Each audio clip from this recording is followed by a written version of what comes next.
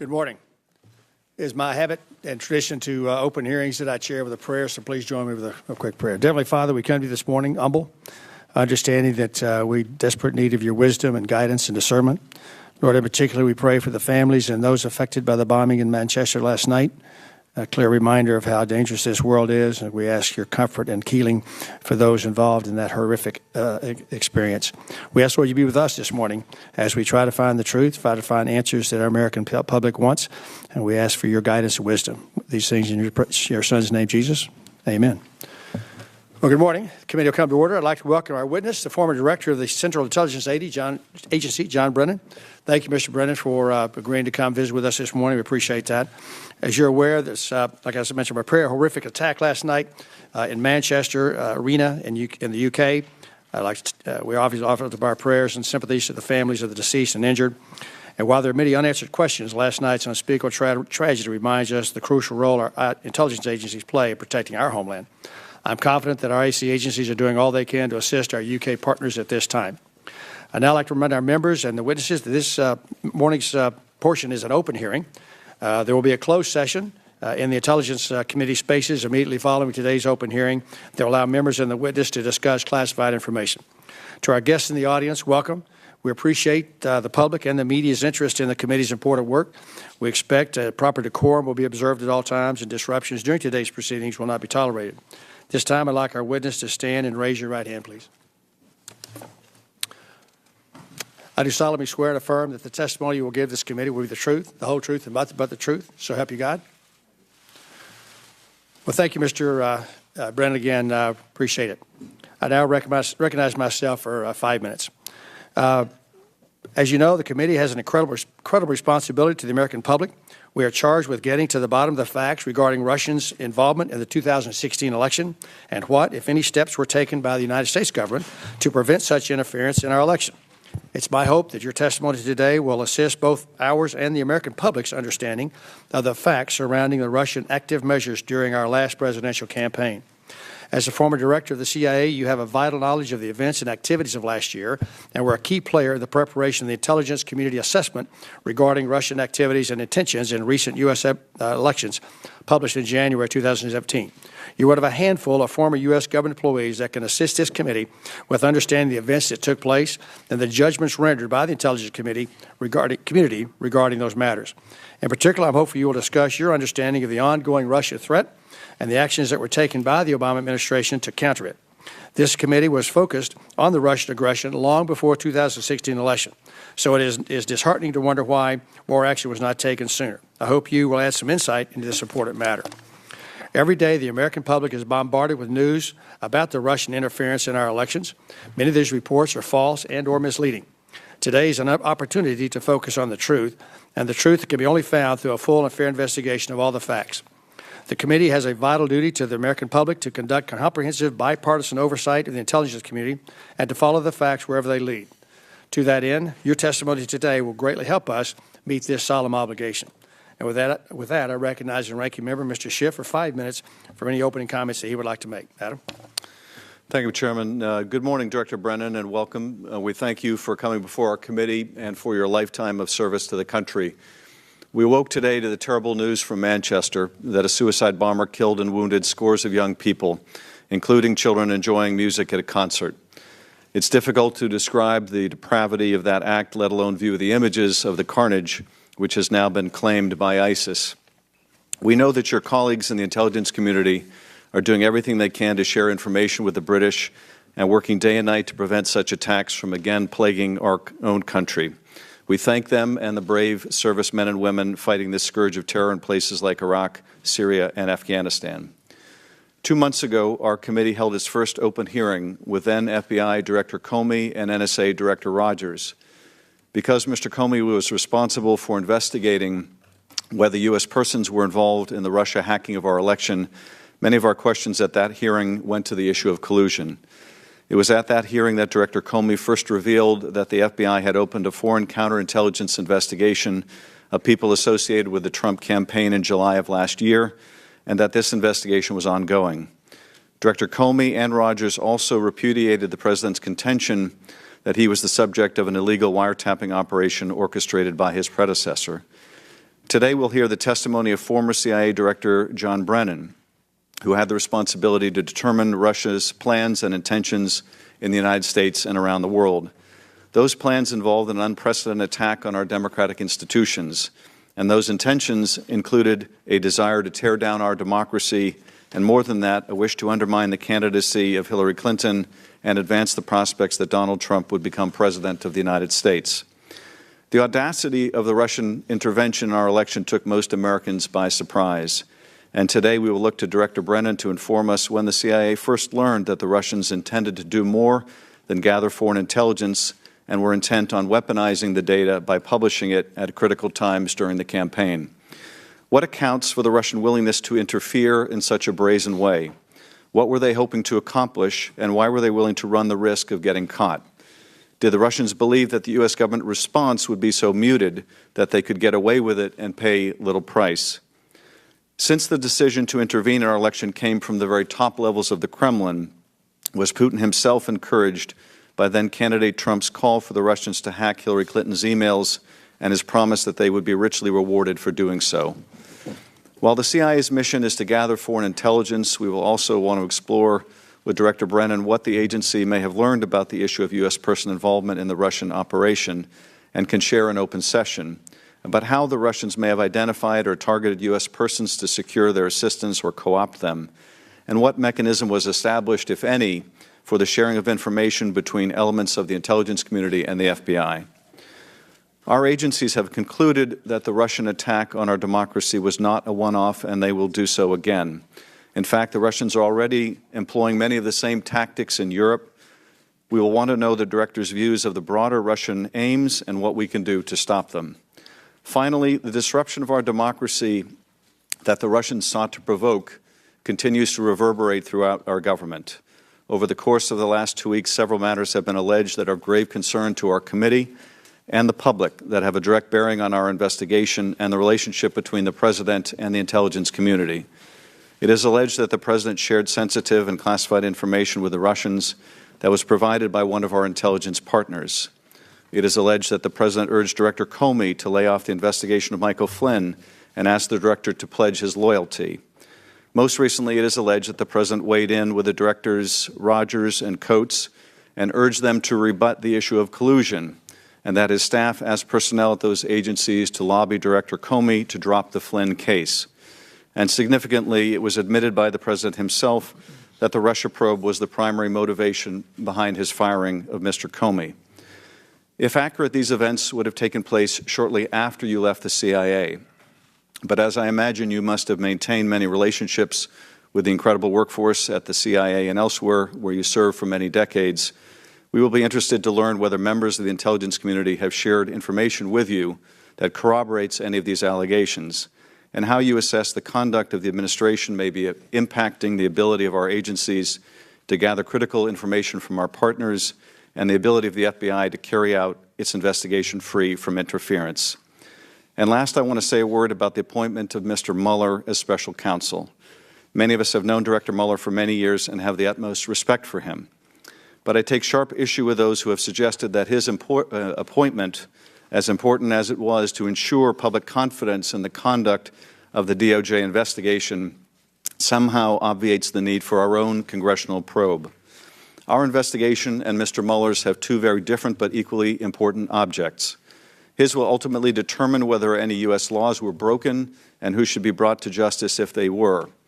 And ours will be to determine the whole scope of Russian intervention in which U.S. person involvement is but one part, whether our response was adequate, what steps need to be taken to protect us in the future, and importantly, to make many of our hearings and findings public, since a well-informed electorate is our only sure defense. I thank the Chairman, and I yield back. Chairman yields back. Mr. Brennan, do you have an opening statement? Yes, sir, I do. You're recognized. Thank you. Representative Conaway, Representative Schiff, and members of the committee, I appreciate the opportunity to appear before you today.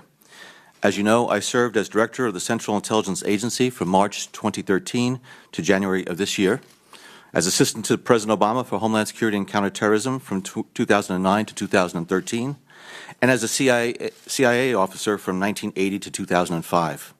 I am currently serving as a part-time senior advisor at Kissinger Associates.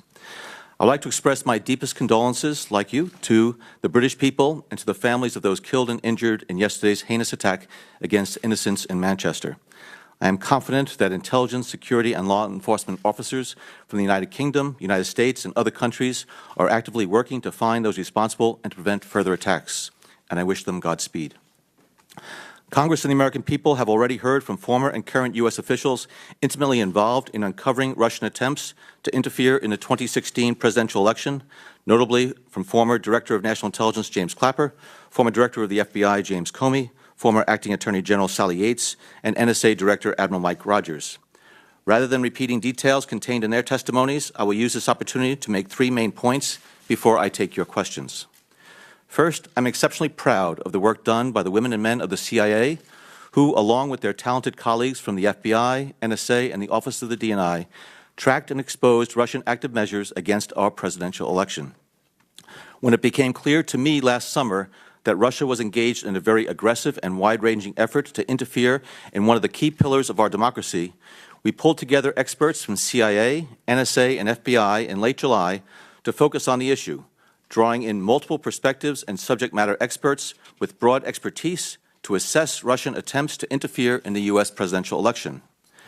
The purpose was to ensure that experts from key agencies had access to information and intelligence relevant to Russian actions so that we could have as full an appreciation as possible on the scope, nature, and intentions of this Russian activity. The experts provided regular updates and assessments through the summer and fall, which we used to inform senior U.S. officials, including President Obama. Their work also was leveraged for the intelligence community assessment that was completed in early January under the aegis of the Director of National Intelligence. Second, it should be clear to everyone that Russia brazenly interfered in our 2016 presidential election process, and that they undertook these activities despite our strong protests and explicit warning that they not do so. Along these lines, on 4 August of last year, I spoke to Alexander Bortnikov, the head of Russia's Federal Security Bureau, the FSB, Russia's internal security and intelligence service. The bulk of the scheduled call focused on Syria, as Mr. Bortnikov was my principal Russian interlocutor on terrorism matters. In consultation with the White House, I took the opportunity to raise 2 additional issues with him. I first told Mr. Bortnikov, as I had several times previously, that the continued mistreatment and harassment of U.S. diplomats in Moscow was irresponsible, reckless, intolerable, and needed to stop. Over the years, it has been Mr. Bortnikov's FSB that has been most responsible for this outrageous behavior. I next raised the published media reports of Russian attempts to interfere in our upcoming presidential election. I told Mr. Bortnikov that if Russia had such a campaign underway, it would be certain to backfire. I said that all Americans, regardless of political affiliation or whom they might support in the election, cherish their ability to elect their own leaders without outside interference or disruption. I said American voters would be outraged by any Russian attempt to interfere in the election. Finally, I warned Mr. Bortnikov that if Russia pursued this course, it would destroy any near-term prospect for improvement in relations between Washington and Moscow and would undermine constructive engagement, even on matters of mutual interest. As I expected, Mr. Bortnikov denied that Russia was doing anything to influence our presidential election, claiming that Moscow is a traditional target of blame by Washington for such activities. He said that Russia was prepared to work with whichever candidate wins the election. When I repeated my warning, he again denied the charge, but said that he would inform President Putin of my comments. I believe I was the first U.S. official to brace the Russians on this matter. Third, through the so-called Gang of Eight process, we kept Congress apprised of these issues as we identified them. Again, in consultation with the White House, I personally briefed the full details of our understanding of Russian attempts to interfere in the election to congressional leadership, specifically Senators Harry Reid, Mitch McConnell, Dianne Feinstein, and Richard Burr, and to Representatives Paul Ryan, Nancy Pelosi, Devin Nunes, and Adam Schiff between 11 August and 6 September. I provided the same briefing to each of the Gang of Eight members. Given the highly sensitive nature of what was an active counterintelligence case involving an ongoing Russian effort to interfere in our presidential election, the full details of what we knew at the time were shared only with those members of Congress, each of whom was accompanied by one senior staff member. The substance of those briefings was entirely consistent with the main judgments contained in the January classified and unclassified assessments, namely that Russia's goals were to undermine public faith in the U.S. democratic process, denigrate Secretary Clinton and harm her electability and potential presidency, and to help President Trump's election chances. Let me conclude by saying that it was a very special privilege to serve as a CIA officer for the first 25 years of my public service, and it was the highest honor of my professional career, and always will be, to have served another 4 years as Director of CIA. CIA officers of all disciplines, past, present, and future, serve this country and their fellow citizens with tremendous dedication, talent, and courage.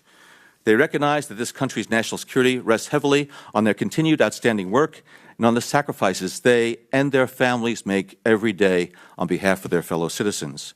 We all owe a great debt of gratitude to all CIA officers and their families for what they have done and continue to do to protect this country. And I will now be pleased to take your questions. Well, again, Mr. Brennan, thank you very much for your long service, distinguished, and for agreeing to come this morning. I'm joined on our task force by two able prosecutors who I'd like to yield my 5 minutes to Tom Rooney. Tom? Thank you, Mr. Chairman. Mr. Director, if you could just take a quick minute before I start with my line of questioning with regard to what happened last night in Manchester, to do whatever you can, the best you can, from your expert opinion, to try to reassure the American people that what we do in this country and what we're trying to do would help thwart and stop any kind of similar activity here in the future. If you could help try to put American minds at ease briefly, I would appreciate any words that you might have of advice.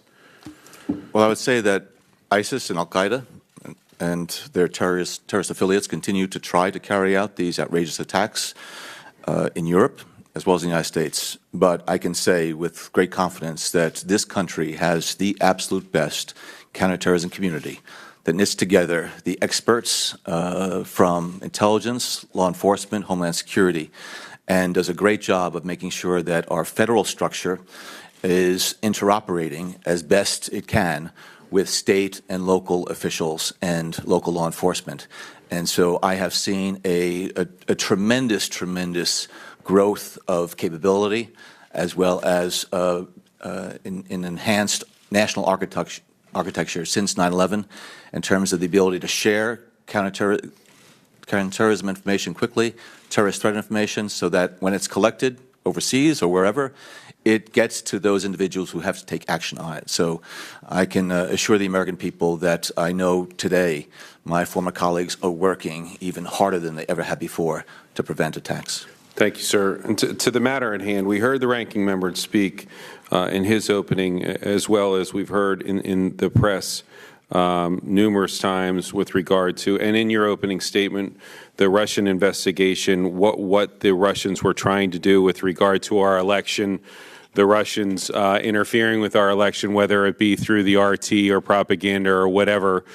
We know that that has now, unfortunately, become the new norm and something that we're all going to have to deal with. And our charge on this committee isn't so much necessarily to try to seek out and root out criminal behavior, especially now in light of the new special counsel, Robert Mueller, who would be looking into those type of things. But for us on the intelligence committees, whether it be here or in the Senate, to try to improve the intelligence community's ability to do our jobs and to make a report, a recommendation to you and the new administration as to how we better defend ourselves against what Russia and or others may be trying to do with regard to affecting our republic and our democracy. And in doing so, if we do find any kind of criminal behavior, I think that the minority would agree that those type of that type of information would be referred to the Justice Department, which is the proper jurisdiction. But with regard to the main question at hand, in your experience with the Russian trying to involve themselves in our election, did you ever find any evidence, as the ranking member spoke of collusion while you were the director, did you find direct evidence of collusion between the Trump campaign and Putin in Moscow while you were there? Mr. Rooney, I never was an FBI agent. I never was a prosecutor, so I really don't do evidence. I do intelligence throughout the course of my career. As an intelligence professional, what we try to do is to make sure that we provide all relevant information to the the Bureau if there is an investigation underway that they are looking into criminal activity. As I mentioned in my opening statement, I was convinced in the summer that the Russians were trying to interfere in the election. And they were very aggressive. It was a multifaceted effort. And I wanted to make sure that we were able to expose as much of that as possible. But was there intelligence that said that the Trump campaign was colluding with Moscow during their campaign? There was intelligence that the Russian intelligence services were actively involved in this effort. And having been involved in many counterintelligence cases in the past, I know what the Russians try to do. They try to suborn individuals. And they try to get individuals, including U.S. persons, to act on their behalf either wittingly or unwittingly.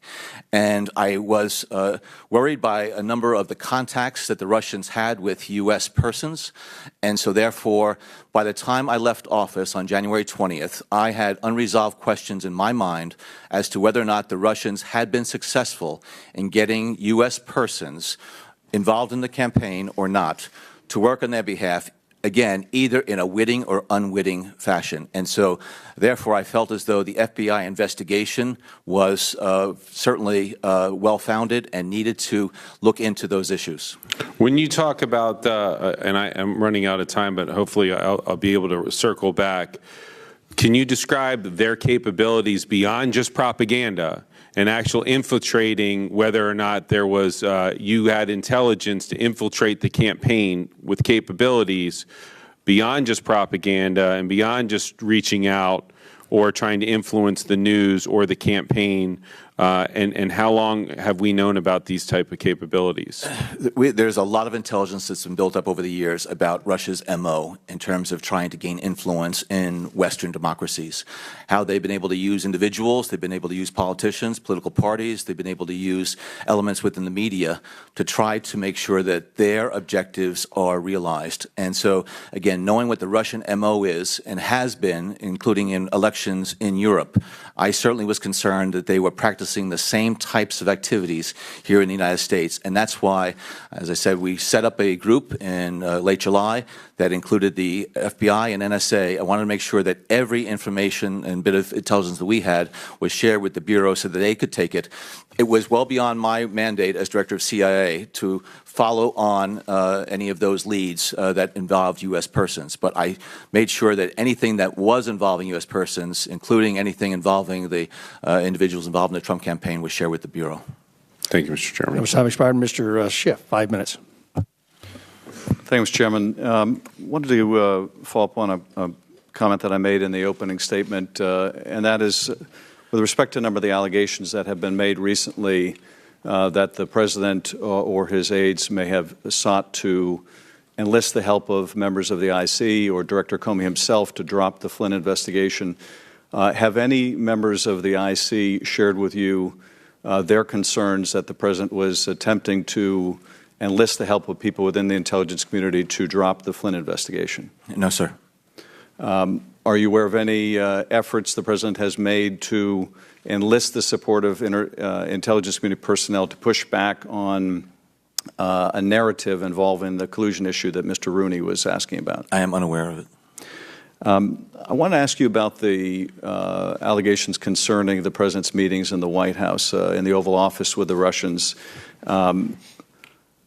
First, what concerns you might have if the allegations are accurate about sharing information that we may have obtained from an intelligence partner. What impact do you think that might have on not only that partner but other intelligence partners' willingness to share intelligence with the United States?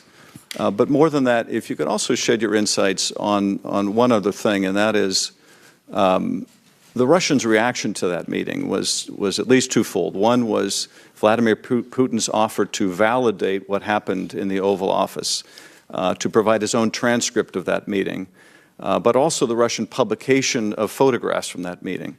The Russians had to understand that the publication of those photos would be harmful to the President, or the President would have invited American press into that meeting. What do you think motivated the Russians to publish those photos? What do you think motivated Putin to make a claim he knew would never be accepted, to provide their own transcript of that meeting? Is this just further efforts to weaken the President, disrupt our political process? how do you explain those events? A lot of questions there, Mr. Schiff.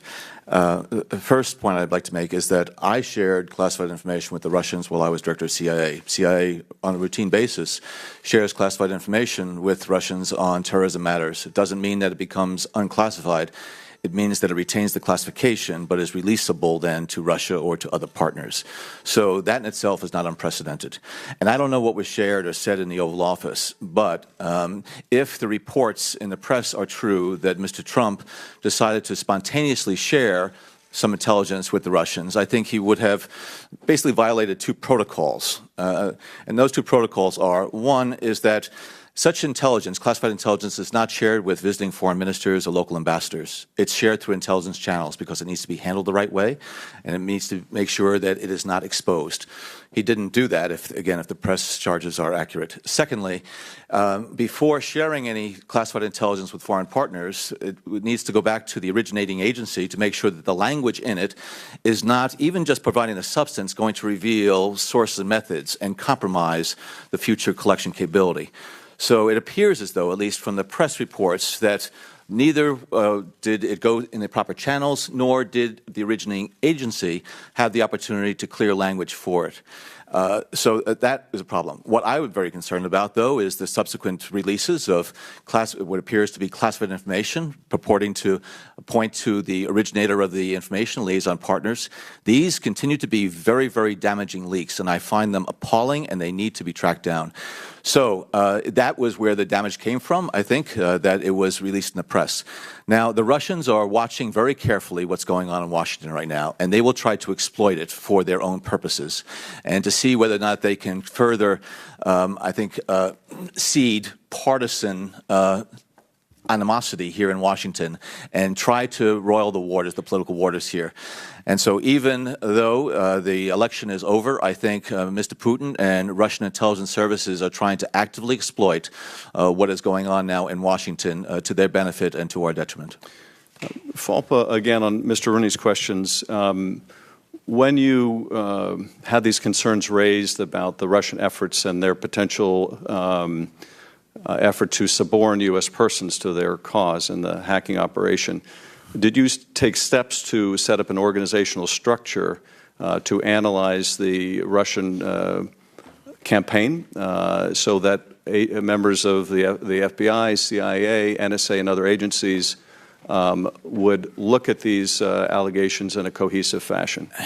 Yes, and I also recognize that this was an exceptionally sensitive issue, an active counterintelligence case, trying to stop and uncover what the Russian intelligence activities were in the midst of a hotly debated presidential campaign.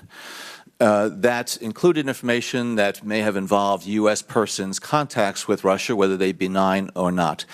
And so therefore, one of the key pieces of any type of counterintelligence effort is to compartment that effort so that your operators, your investigators, your collectors can continue to uncover what the Russians were doing.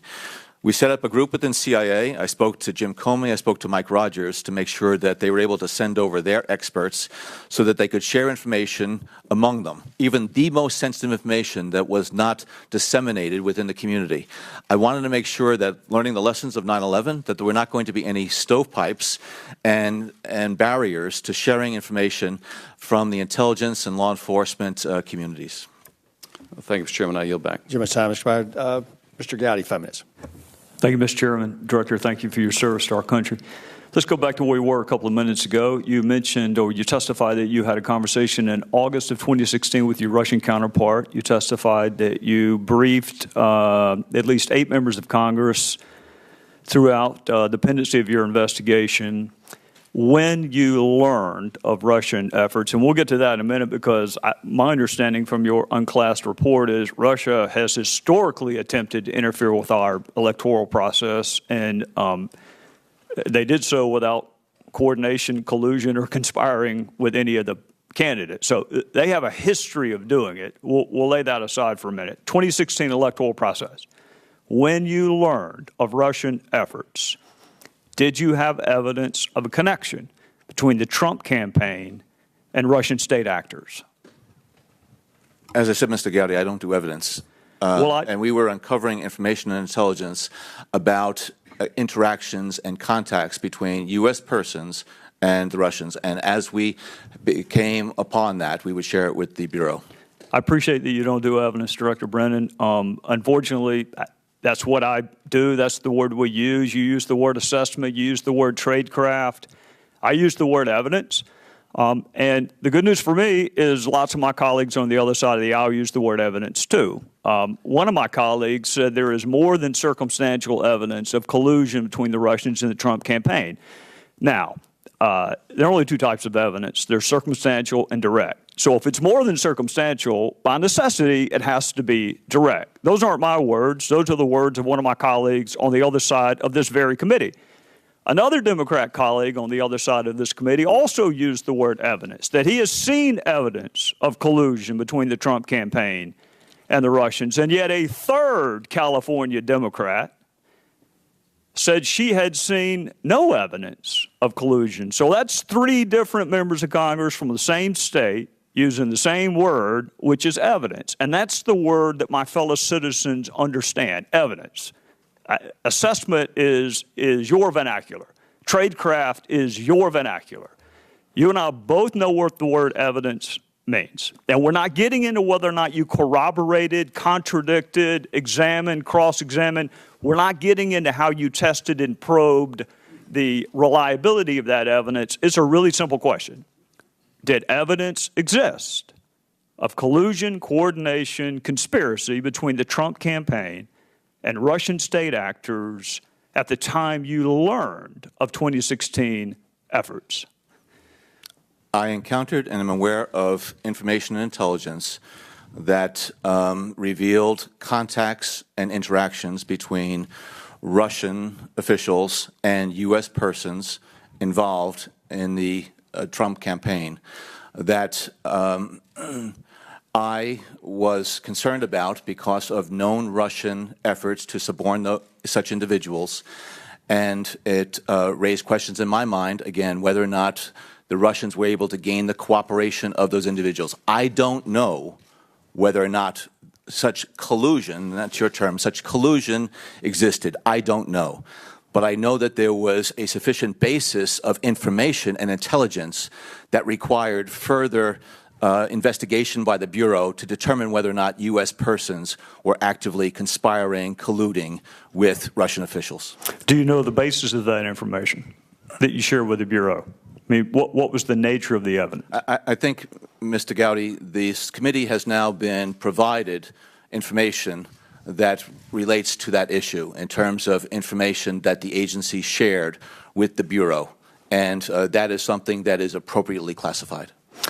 All right, and you learned that when? When in this chronology did you learn of the contacts between these official members of the Trump campaign, or because there's kind of a tripartite hierarchy. There's Trump himself, there are official members of the campaign, and then there are folks who represented themselves as being connected with him.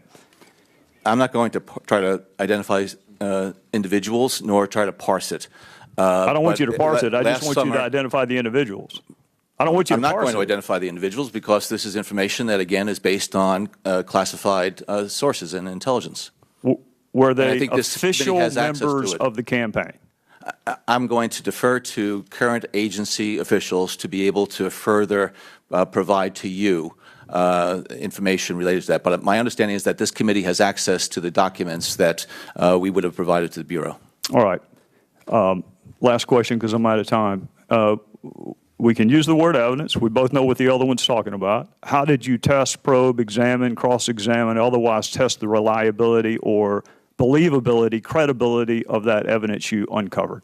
I made sure that the components within CIA that have responsible for counterintelligence, cyber, and Russia were actively working to understand as much as possible about the reliability, accuracy of the information that they already collected and the information that was available that needed further corroboration. We'll come back to the next round. Gentleman's time expired. Mr. Himes, 5 minutes. Thank you, Mr. Chairman, and thank you, Director Brennan, for being here. It's good to see you again. I want to use my 5 minutes to try to paint a more specific picture around the methods and mechanisms that the Russians use to suborn, which is the word that you used and that we've used here today, our democracy and our electoral process. And I want to start with a quote by a report I know you're familiar with, CSIS's report, The Kremlin Playbook, in which they say that Russia, quote, seeks to corrode democracy from within by deepening political divides, unquote. The Russians stir the pot, heighten anxieties, and know that when they trigger chaos, even if it ends up negatively affecting them, that they are serving the purpose of weakening us. I want to talk about people because you made reference to people, and I don't want to do it specifically. I want to do it in the abstract. The Kremlin playbook that I just referred to says further that Russia looks to corrode democracy by, quote, investing in rising politicians, cultivating relationships with prominent businessmen, or helping to ensure that its business affiliates become well-positioned in government. Mr. Brennan, assuming that you agree with that, how specifically has the Kremlin gone about cultivating relationships with key Americans in an effort to influence our policy? It is traditional intelligence collection tradecraft in terms of human, which is to identify individuals that you think are either very influential or rising stars, and you will try to develop a relationship with them. And the Russians frequently will do that through cutouts or through false flag operations. They won't identify themselves as Russians or as members of the Russian government. They will try to develop that personal relationship. And then over time, they will try to get individuals to do things on their behalf. And that's why, again, having been involved in a lot of counterintelligence cases over the years and seeing this pattern over and over again, my radar goes up when I see that the Russians are actively involved in a particular intelligence operation or campaign, and that U.S. persons are being contacted by Russian officials. So is it fair to assume the phrase you used previously was that you were worried by contacts, that there might have been efforts to suborn? Is it fair to say that those contacts that worried you might have been consistent with that age-old Russian recruitment methodology? Sure, and these are contacts that might have been totally innocent and benign, as well as those that might have succumbed somehow to those Russian efforts.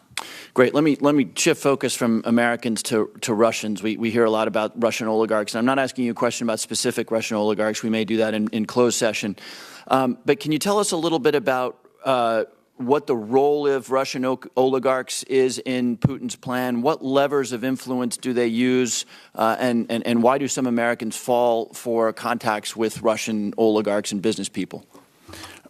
Well, Mr. Putin's political standing in Russia is certainly well supported by key oligarchs who control billion-dollar industries and parts of the Russian economy, and he is, I think, reliant on them for support, and they are reliant on him for support.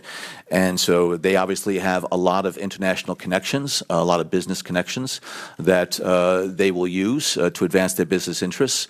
But also we see that Russian intelligence agencies do not hesitate at all to use private companies and Russian persons who are unaffiliated with the Russian government to support their objectives.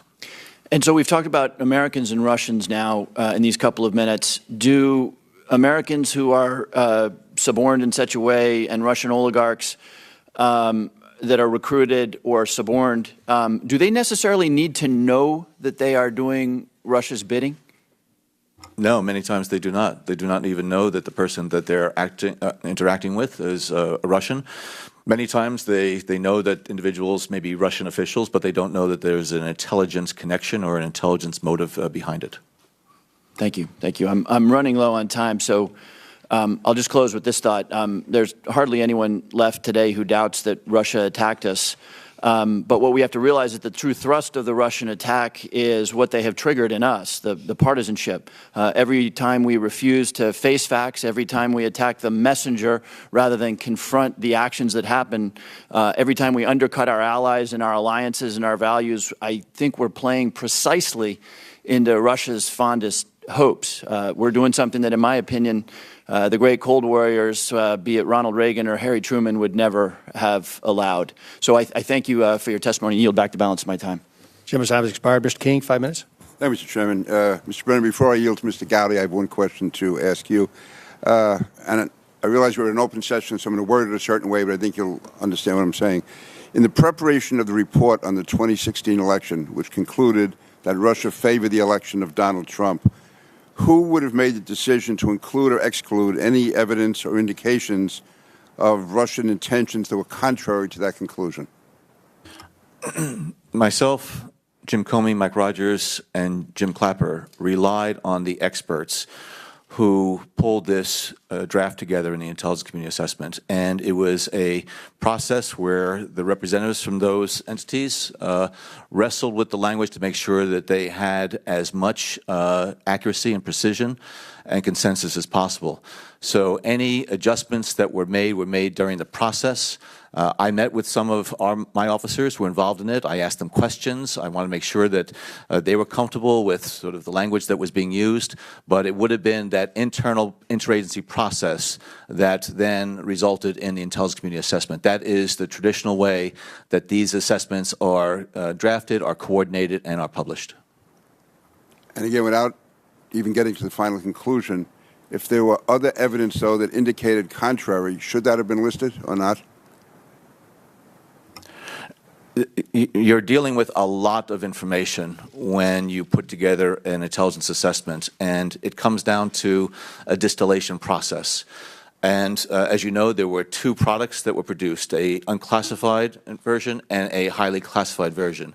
And the attempt was to try to include in that highly classified version all of the relevant and pertinent information that needed to be in there in order to undergird the judgments contained. And so was 100% of all of the information available put into that highly classified one? No, but it was taken into account. And so therefore, again, some decisions have to be made about it. But I am unaware that anything was intentionally excluded because of intelligence, that is, that was, for some reason, one of the agencies didn't want in there for a reason that was not a very legitimate intelligence reason. We can discuss that in the executive session. Mr. Gowdy, I yield. Balance my time to you. Thank you, my friend from New York. Director Brennan, last time we were talking about at the inception of your investigation in 2016. I want the next question to include the inception, the pendency, up until your very last day at the CIA. Did you see evidence of collusion, coordination, conspiracy between Donald Trump and Russian state actors? I saw information and intelligence that was worthy of investigation by the Bureau to determine whether or not such cooperation or conclusion was taking place. That doesn't help us a lot. What was the nature of the information? As I said, Mr. Gowdy, I think this committee now has access to the type of information that I'm alluding to here. It's classified, and I'm happy to talk about it in a classified session. And that would have been directly between the candidate and Russian state actors? That's not what I said. I'm not going to talk about any individuals. But that was my question, and you answered it. You didn't answer it that way. No, I responded to your query. I'm not going to respond to particular elements of your question because I think it would be inappropriate for me to do so here. So I can only repeat what I said, which is that I was aware of intelligence and information about contacts between Russian officials and U.S. persons that raised concerns in my mind about whether or not those individuals were cooperating with the Russians either in a witting or unwitting fashion, and that served as the basis for the FBI investigation to determine whether such collusion, cooperation occurred. All right. Well, there are a bunch of words that start with C floating around. I asked you about collusion, coordination, and conspiracy, and you used the word contact. And I think in a previous answer, you did a really good job of establishing that contact could be benign or not benign. So was it contact that you saw? Was it something more than contact? What is the nature of what you saw? I saw interaction and aware of interaction that, again, raised questions in my mind about what was the true nature of it. But I don't know. I don't have sufficient information to make a determination whether or not such cooperation or complicity or collusion was taking place. But I know that there was a basis to have individuals pull those threads. Oh, I don't want to put words in your mouth, but you saw something that led you to refer it to law enforcement. And in your judgment, it is up to law enforcement to test, probe, corroborate, contradict, otherwise investigate the full nature of that information you passed on. Is that a fair way to put it? Yes, it is, because it's not CIA's job to make a determination about whether a U.S. person is cooperating, colluding, or whatever in some type of criminal or illegal matter. It is our responsibility to give the Bureau everything that they need in order to follow that path and make such a determination and recommendation if they want to press charges. All right, we'll pick it up next time. Ms. Sewell, 5 minutes. Welcome, Director Brennan.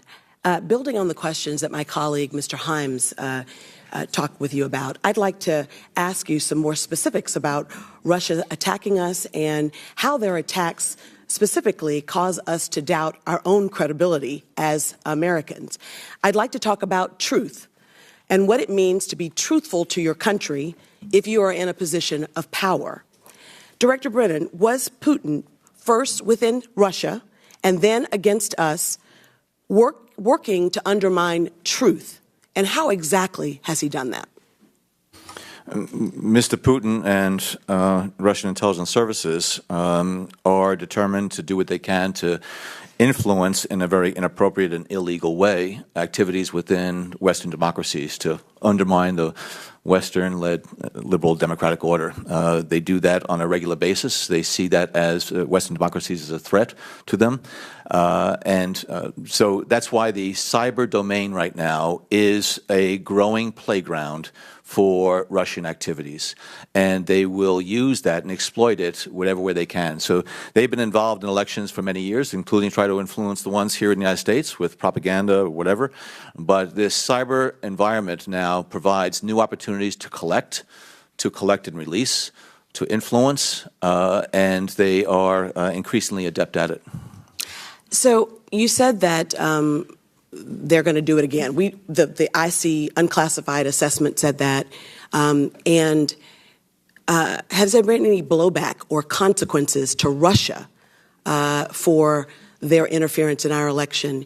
And most importantly, what would you do to try to prevent that from happening in future elections? Well, first of all, I think exposure is very, very important to make sure that we're able to confront the Russians and make sure that partners and allies in other countries around the globe are aware of this type of Russian capability. And it also is important, I think, to have the Russians incur costs, not just in terms of reputational damage, but also actions that I think this government and other governments should take against the Russians when they're caught in those types of activities. It is anathema to our democratic values, and it's something that I think we need to be able to, again, push back hard against. Have you seen the Trump administration do anything to push back, as you said? Have you seen or witnessed? I know that you're no longer in the Bureau, no longer a director, but have you seen any indication that we're trying to punish or stop the Russians from doing this again? I'm not in a position to evaluate because there could be things going on behind the scenes. We were doing things behind the scenes to try to counter Russian activities. We took actions in January, in the last days of the administration, in terms of PNGing a number of Russian officials here and trying to clamp down on their intelligence activities. Maybe the current administration is doing the same thing. I don't know. So, Director Brennan, can you talk more about Russia's disinformation campaign and what tools the Russians use to do that? They use all sorts of tools. As I said, they have been able to control various media outlets. Obviously, they use RT TV here in the United States, which has a fairly significant audience. They use individuals who have who are writers or publishers, editorialists. Again, some of this is very obvious to those who are involved because they're on the payrolls. I'm talking globally now. They're on the payrolls of Russian intelligence, and so they place pieces that advance Russia's interests. So I just wanted to really kind of go back to what I was trying to say before, which is about truth, getting to the truth. And I can't emphasize enough how damaging this disinformation campaign is. And it troubles me so much that there are those in this country that who are practicing similar tactics, I think, attacking truth, calling disagreeable facts fake news, and attacking the messenger rather rather than confronting the message that the Russians are trying to get us to believe. It's divert, it's dissemble, it's deny. And these are Putin's tactics that we're seeing and embracing in America. In other words, truth is being replaced by trust. People trust this person or this news source, even if it isn't objectively true. So we can't all agree on a common set of facts. And that's a big problem, I believe, that really is leading to the divide that we see in this country. Our national security has never been as partisan as it is now. And I think that the truth is that they interfered in our elections, and the truth is the American people want to get to the bottom of it, and the truth is we, as elected officials and on this committee, should be doing all we can to make sure that we find out how they did it, we make sure we know who helped them do it, and that we also get to the bottom of making sure that it doesn't happen again. So my last question to you is, do you believe that one of the things you talked about was exploit? You said that that even though the election is over, Putin is still and Russians are still exploiting us. What did you mean by that?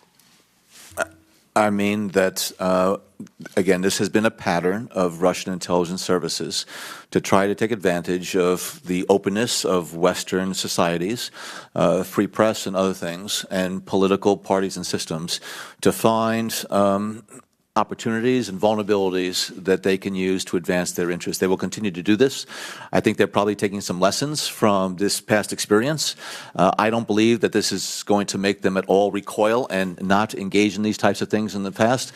I think that what they will do is to further refine their tactics so that they can be as successful as possible in the future. Thank you. Mr. Obiondo, 5 minutes. Thank you, Mr. Chairman. Director Brennan, thank you for being here today. Thank you for your service. And I have a number of questions I know in an open setting you won't be able to answer, so I'm looking forward to the closed setting. But Ms. Sewell asked, to the extent you can answer in this setting, what the elements of Russian active measures in the campaign of the election were. So are these can you be any more specific than your answer with her about what they were doing, what you saw?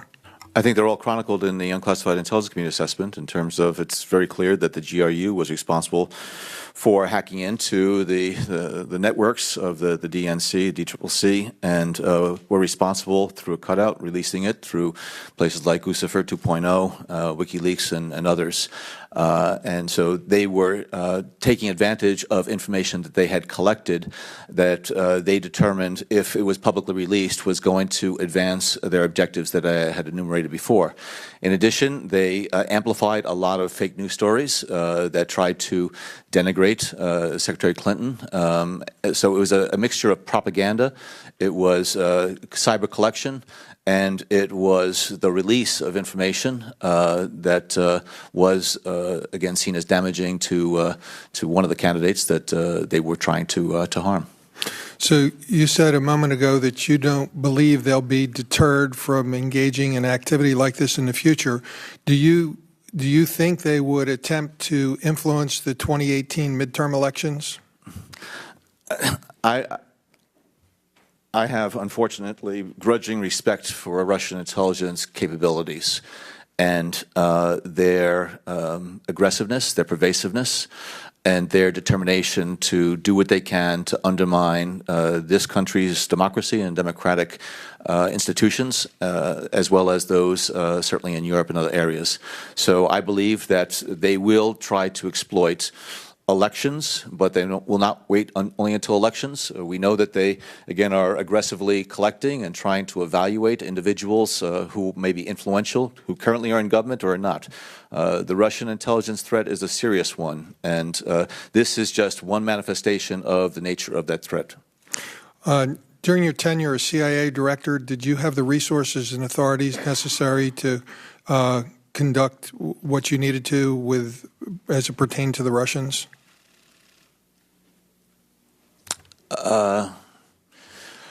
I had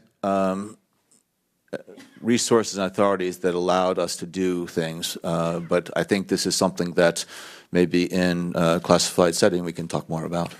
And if we need to go to classified setting, I understand, but were there additional suggestions that you would give to this Intelligence Committee of what we should be doing proactively to enable not just the CIA, but the FBI and the NSA for to thwart future meddling? Sure. Okay. Based on what happened here, do you think there are ways that we can assist our allies in thwarting what the Russians are doing?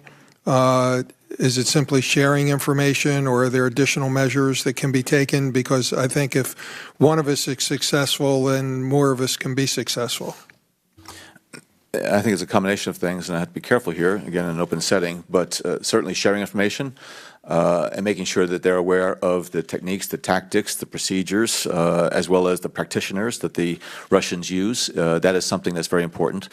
We also need to be able to work some joint operations together so that we can expose Russian actors in a variety of places. And I know that my former colleagues who currently are still in the intelligence community are working very closely with a lot of sister services to do exactly that and to catch the Russians in their efforts to undermine democratic institutions. We need to continue to do that. We need to continue to do even more of it. I'm not sure if you can answer in this setting, but while we're focusing on Russia, do you have indications that there was any collusion with the Russians, with other state actors, the Iranians, the North Koreans, to meddle against us? I do not believe that they were partnered with other countries in this most recent effort to undermine last year's election. Do you believe that other countries were involved in attempting to influence us?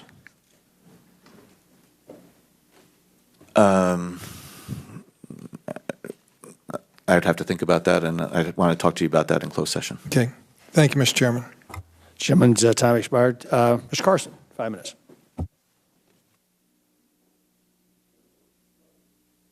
Thank you, Mr. Chairman, and thank you, Director, for your service to our country. We've talked about Putin's desire to weaken our democracy from the inside out. And I want to turn to how our democracy has been undermined by attacks on our military, diplomatic, and intelligence professionals. In our 240 years, America has spent a lot of blood and treasure to make the world safe for democracy. We work to ensure this at home, and we work to ensure it abroad. Our diplomatic, intelligence, and military professionals have been at the forefront of that effort. They're the reason we've succeeded. They've worked tirelessly to promote democratic values because we value democracy in itself, but also because it helps us to prevent war. Now, those professionals have helped advance the cause of freedom, and they've helped enable economic opportunities. Director Brennan, in your mind, does Putin want us to be successful? And secondly, does he want to see democracy thrive around the world? I would imagine he doesn't. No and no. Director Brennan, how do our intelligence professionals in particular support America's mission to protect the world from war and to maintain global stability? We are this nation's forward deployed radar.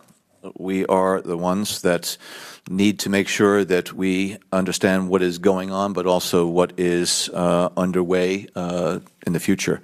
We need to make sure that we're able to assess capabilities and intentions of foreign actors if they try to do us harm, as well as to support our diplomatic efforts, our warfighters, our Homeland Security specialists, and others.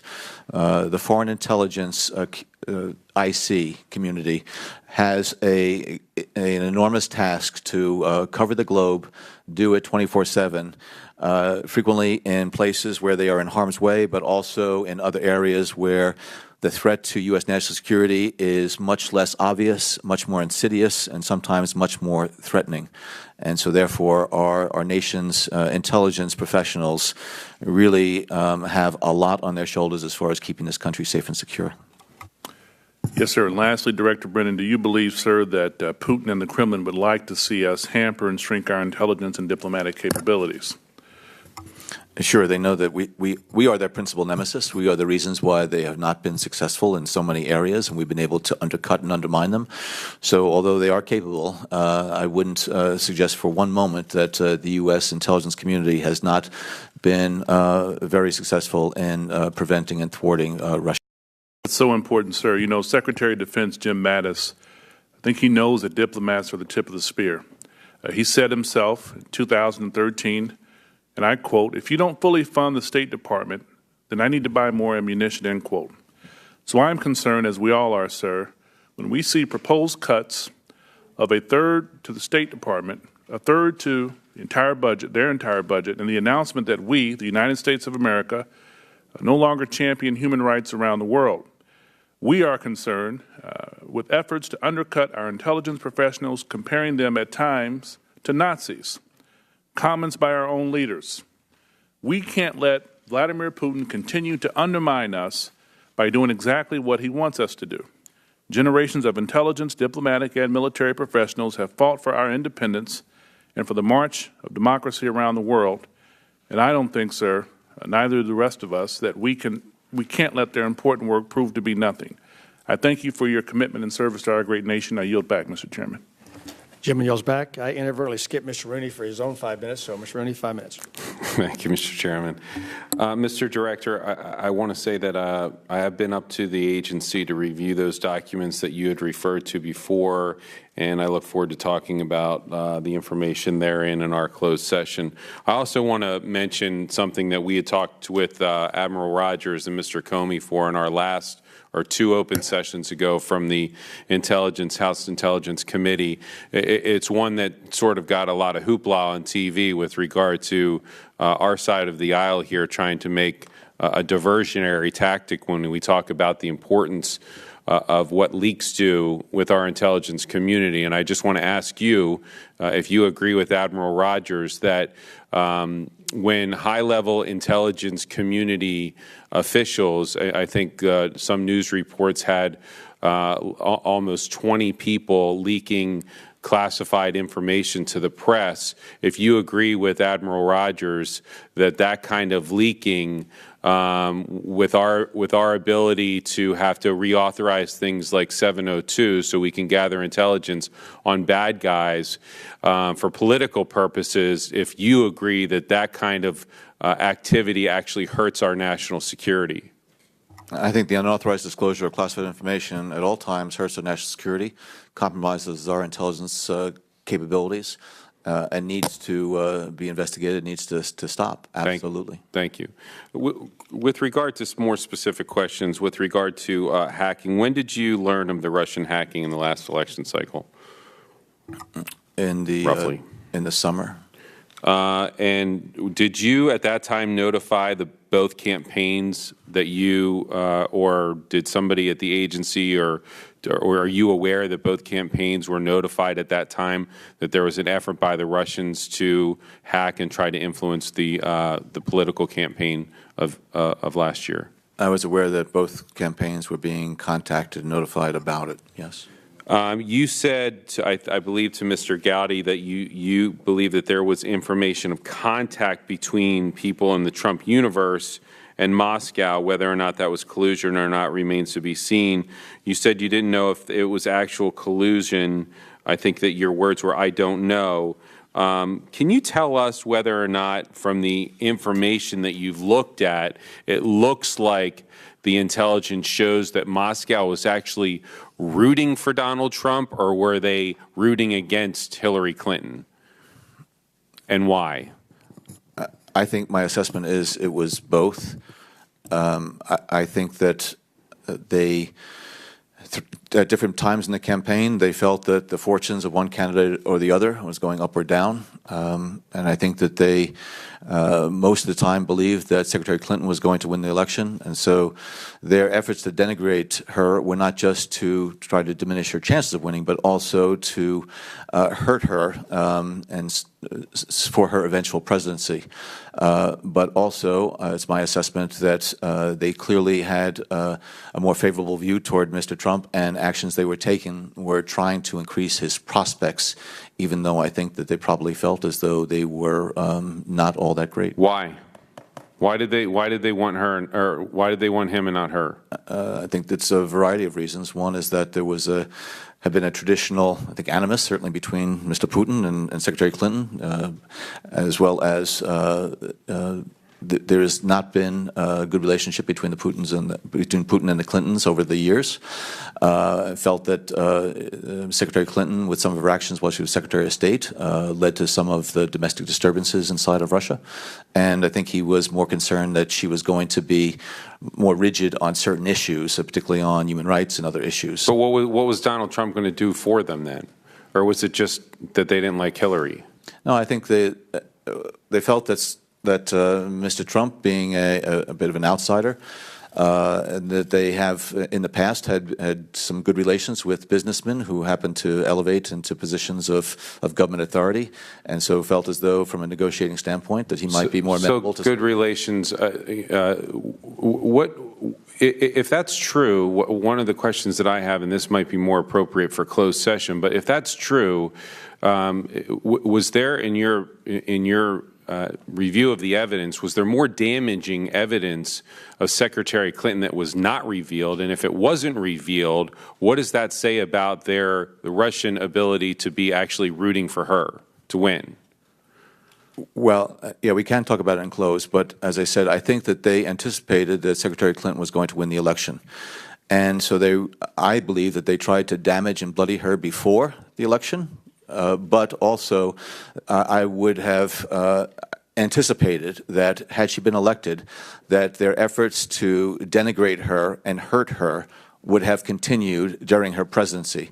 So if they did collect more information about her that they did not release, I think they were probably husbanding it for another day. Chairman yields back. Ms. Spear, 5 minutes. Thank you, Mr. Chairman. Thank you, Director Brennan, for your service. I'd like to spend some time talking about the outsized role that the Russian oligarchy plays in terms of supporting the Russian government. It's been said that when the Russians want to cultivate a U.S. person, they will do it over a long period of time. Is that your experience? Yeah, I guess a lot depends on the U.S. person and their willingness to work with the Russians. Were you aware that they were attempting to cultivate then real estate developer Donald Trump for almost 8 years? I'm not going to talk about any individuals. No. Are Russian oligarchs encouraged to invest in the United States? By whom? By Putin? There are some tremendous investment opportunities here in the United States, and certainly I think that Mr. Putin would like to see more Russian involvement and investment here in the United States, so yes. And with that Russian investment, is there an expectation that they're going to provide information to President Putin about what's going on in the United States? I would fully anticipate that some of the key Russian oligarchs and their business interests are tapped on a regular basis by Russian intelligence for information, yes. So were any of the oligarchs investing in U.S. properties owned by then real estate developer Trump? I don't know the answer to that question. Are you aware that in 2015 alone, there were 106 visas granted to Russians for investing in the United States in amounts of money of $500,000 or more? They're called EB-5 visas. I'm unaware of that. So as a general rule within the CIA, you did not investigate those who were granted EB-5 visas? It may have come across our screen. We may have intelligence on it. I'm just not personally aware of a lot of the information that the CIA had collected. So in 2014, the United States, the European Union, and Canada imposed sanctions on Russia in response to their invasion of Ukraine and Crimea. These sanctions greatly restricted the flow of private money to the Russian government and business leaders. How much pain do you think those sanctions have caused Russia? I think it has been increasingly painful, and I believe that one of Mr. Putin's priorities has been, especially over the last year, to try to get those sanctions reduced. And his strategy is getting European countries to separate from the U.S.-led sanction effort. And That's why I think as part of this effort, they were trying to drive a wedge between Europe and Washington. And some of the unfavorable characterizations of Secretary Clinton indicated that she was an unreliable leader and that there were going to be problems for Europe. So I think that's part of a broader Russian strategy. Again, I think that Mr. Putin wants sanctions removed sooner rather than later. So you would say that's one of his top, if not very top, policy objectives in dealing with the United States. It's certainly it's a key one, but it's more dealing with us indirectly by trying to wean the European nations off of the sanctions wagon. So Igor Sechin, who was the CEO of Rosneft, and then Rex Tillerson, the CEO of ExxonMobil, were doing a deal in Russia that was about $1 billion, I believe. The sanctions that were imposed in 2014 shut that down. Is that correct? I believe so. I'm not sure. So, again, it would make the case that the impacts on Russia are grave in terms of the sanctions. Let me ask you another question. There have been reports in newspapers that British and Dutch intelligence had provided information about meetings in European cities between Russian officials associated with President Putin and associates of the Trump campaign. Is that how you first found out about those meetings? I am not going to talk about anything that any of our international partners might have shared with us. All right. Thank you, Mr. Chairman. I yield back. Gentlelady yields back. Ms. Ros-Lehtinen, 5 minutes. Thank you so much, Mr. Chairman. Thank you, Mr. Brennan, for being here. Because of your long history with the agency, I think that you're the perfect expert to give us some historical perspective on how long Russia has been at this active measure campaign. How long would you say that Russia and the Soviet Union sought to undermine the process of our democratic framework here in the West?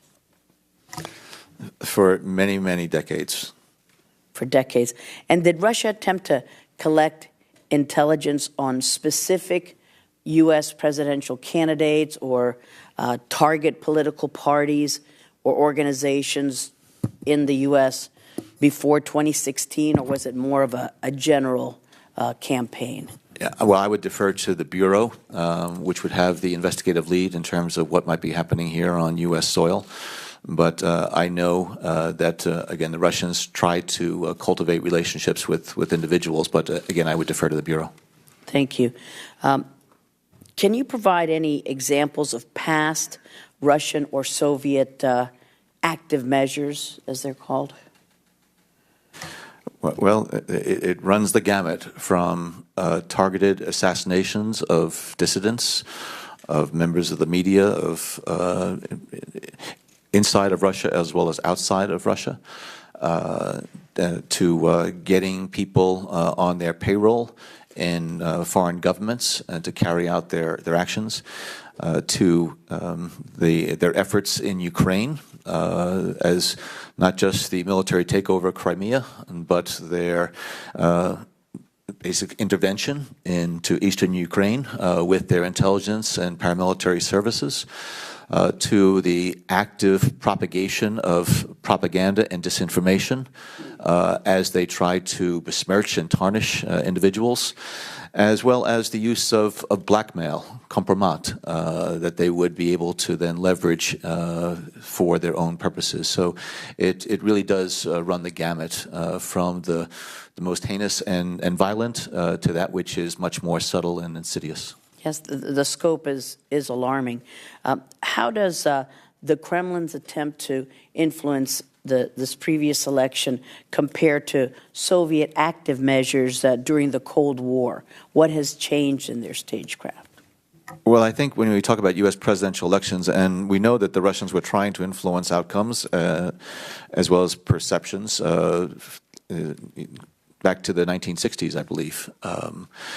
But again, the cyber environment now really provides so much more opportunity for a variety of troublemaking, and the Russians take advantage of it. So the ability to go in and to collect and to use different types of techniques, spear phishing, whatever else, so that they can then gain access to people's emails, computer systems, and networks.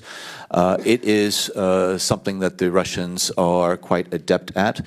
And what we've seen recently is the collaboration between Russian intelligence services and organized criminals. I think it was in March that the Department of Justice indicted 4 individuals, 2 members of the FSB and 2 well-known organized criminals, hackers, because of the pillaging of the Yahoo servers. And that collaboration between Russian intelligence and Russian organized crime, I think, is more and more of a concern, so that they can promote their respective interests. So this is something that I think the Russians are looking for new opportunities to partner with whomever they can in order to do what they want to do. And as a young analyst, you probably had a lot of dealings with Andropov, the head of the KGB in the early 80s, and he was very focused on this active measure campaign. Well, yes, as a young analyst, I wouldn't have had direct interaction with Andropov, but I have studied Russian intelligence activities over the years and have seen it, again, manifest in many different of our counterintelligence cases, and how they have been able to get people, including inside of CIA, to become treasonous, and frequently individuals who go along that treasonous path do not even realize they're along that path until it gets to be a bit too late. And that's why, again, my radar goes up early when I see certain things that I know what the Russians are trying to do, and I don't know whether or not the targets of their efforts are as mindful of the Russian intentions as they need to be. Thank you for your service. Thank you, Mr. Chairman. The lady yields back. Mr. Quigley, 5 minutes. Thank you, Mr. Chairman. Thank you, Director, for your service. So you said you became aware of U.S. persons' interactions with the Russians, and you've mentioned your radar going up. Is a part of that who the Russians were that were meeting? I'm sorry? Was part of your concern not just the fact that there were interactions, but who the particular Russians were? Yes, it was on both sides. Yeah. Not just the nature of the context and the communicants, or the yeah, and it's not just the fact that they met. Right. You said, and I want to make sure I had your words correctly. You knew that meant there was a basis to pull these threads. Can you elaborate on what that means generally? Well, frequently, and even totally divorced from the presidential election issue, if there are known or suspected Russian intelligence officers who seem to be cultivating contacts with U.S. persons, and there are reasons for CIA or others to be concerned about what's happening there, we would make sure the Bureau is aware of it. We wouldn't know what those follow-up investigative steps were taken by the Bureau because of appropriate privacy rights and civil liberties of U.S. persons. But the Bureau has the primary responsibility in U.S. soil to follow its counterintelligence leads wherever they may go. CIA has very unique counterintelligence authorities as well, and we have a unique collection of authorities that make us the closest partner with the Bureau in this matter, because we have the intelligence liaison relationships with our foreign sister services. We have covert action responsibilities. We have clandestine collection responsibilities and authorities. We have all sorts analytic capabilities, the best analysts in the U.S. government, bar none. And so that combination of talent and capabilities is able to give the Bureau what they need, and that's why any type of suspicion that we have that something may be afoot here, that the Russians are trying to get, and it's not just the Russians, it's other foreign services as well, we make sure the Bureau is fully apprised of that, and that's why we have FBI agents who are serving inside of CIA's counterintelligence elements. Thank you. Switching topics here, Ms. Spear mentioned the sanctions and how they're impacting the Russians. You talked about how the Russians are attempting to get avoid these sanctions or getting aid from others, but they also use money laundering, correct? Yes, they do. And can you elaborate just how extensive that is and where they're doing it primarily? I would defer to some of the experts in CIA as well as Department of Treasury and others, but money laundering is a long practiced effort on the part of Russian businesses, Russian government officials and others, as well as Russian intelligence services, in order to cover their tracks and be able to carry out their illegal, illicit, even immoral activities. Avoid taxes, sanctions. I'm sorry? Avoiding taxes, sanctions. Oh, avoiding any number of problems for them, and they become very adept over the years at money laundering. Are you familiar with which particular country or countries that they're principally involved with money laundering? I'm aware of some, but again, I would defer to the agency at this time to identify the priority ones. Cyprus? They use banking institutions in a number of countries. A lot of times what they're doing with some of the financial elements in countries is unbeknownst to the governments. And so there are a number of financial centers around the world that the Russians have become quite active in. And I agree that the home country may not be aware and probably isn't aware of all that's taking place, but you would certainly be aware and concerned if there were U.S. persons involved with those financial institutions, correct? Anything that we might uncover related to that, we would make sure that the Bureau, Department of Treasury, and others are aware of it. They're the ones that need to follow up in terms of whether or not there's any criminal activity. And were there areas concerned in Cyprus involving this with U.S. persons and financial institutions there? Well, I think it's a well-known fact that there is a large Russian presence, a large business interest, a large financial interest on the part of Russia in Cyprus. And so, again, any type of involvement of U.S. persons or companies, it would be the responsibility of the FBI and other U.S. agencies, not CIA, to follow up on that. Finally, if a U.S. president asked any intel official not to pursue an investigation, would you construe that as obstruction? I do not have a legal basis to determine what constitutes obstruction of justice. How would you react if a president asked you not to pursue an investigation? I have never been asked that, and if I was, I certainly would not. I would not follow such a directive. Thank you. I yield back. Jim yields back. Mr. Turner, 5 minutes. Thank you, Mr. Chairman. Mr. Brennan, in turning back to the exchange that you had with Mr. Gowdy, you stated, and by the way, I want to also thank you, as others have, for the specificity that you provide to us. These are difficult issues and concepts, different standards, intelligence assessments, evidence. We've got the FBI, the CIA. Each of you do different jobs, and your expertise is certainly helpful to us to unwind, as we're dealing with elements of this, what we're looking at and what this means as we try to move forward with an investigation. So you indicated that you saw, when asked about whether or not you'd seen evidence of collusion or collaboration, you said that you saw intelligence that indicated that there had been contacts with individuals, with Russians, that were of a nature that bore investigation. You said that those contacts might have been benign, might not have been, but they rose to the level of indicating that they need to be reviewed for their nature and looking into an investigation. Did I characterize that correctly?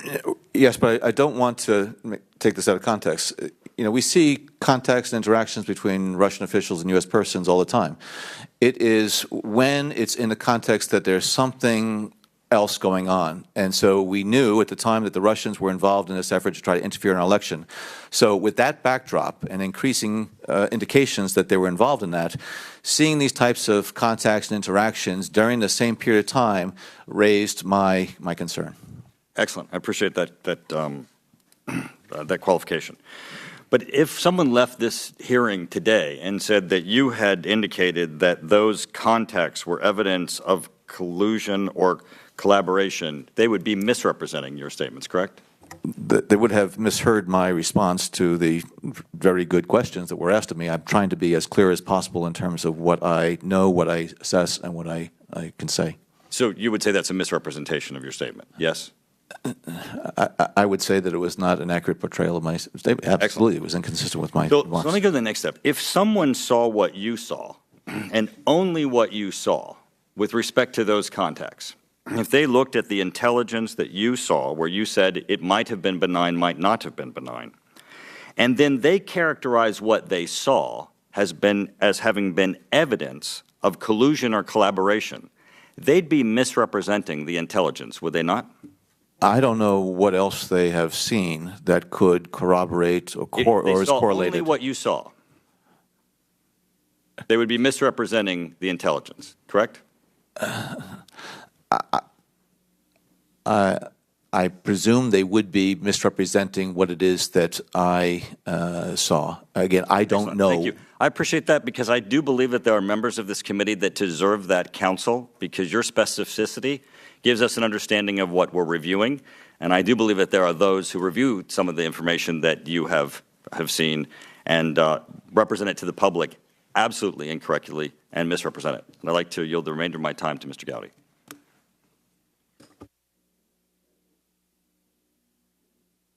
Sorry, I was colluding with my friend from Florida. And I want to pick up where, well, I want to do this. The last time you and I talked, you had referred information to the Bureau. Am I right? What you had seen, you referred to the Bureau. Okay. What? I don't know if that was the last thing that we talked about, but I'll grant you that we talked about that, yes. One of the last. Yes. It wasn't a trick question. One of the last things, you referred to the Bureau what you saw. Is that fair? Yes. Did you also refer to Director Clapper? Not everything that was shared with the Bureau was shared with Director Clapper. And why would that be?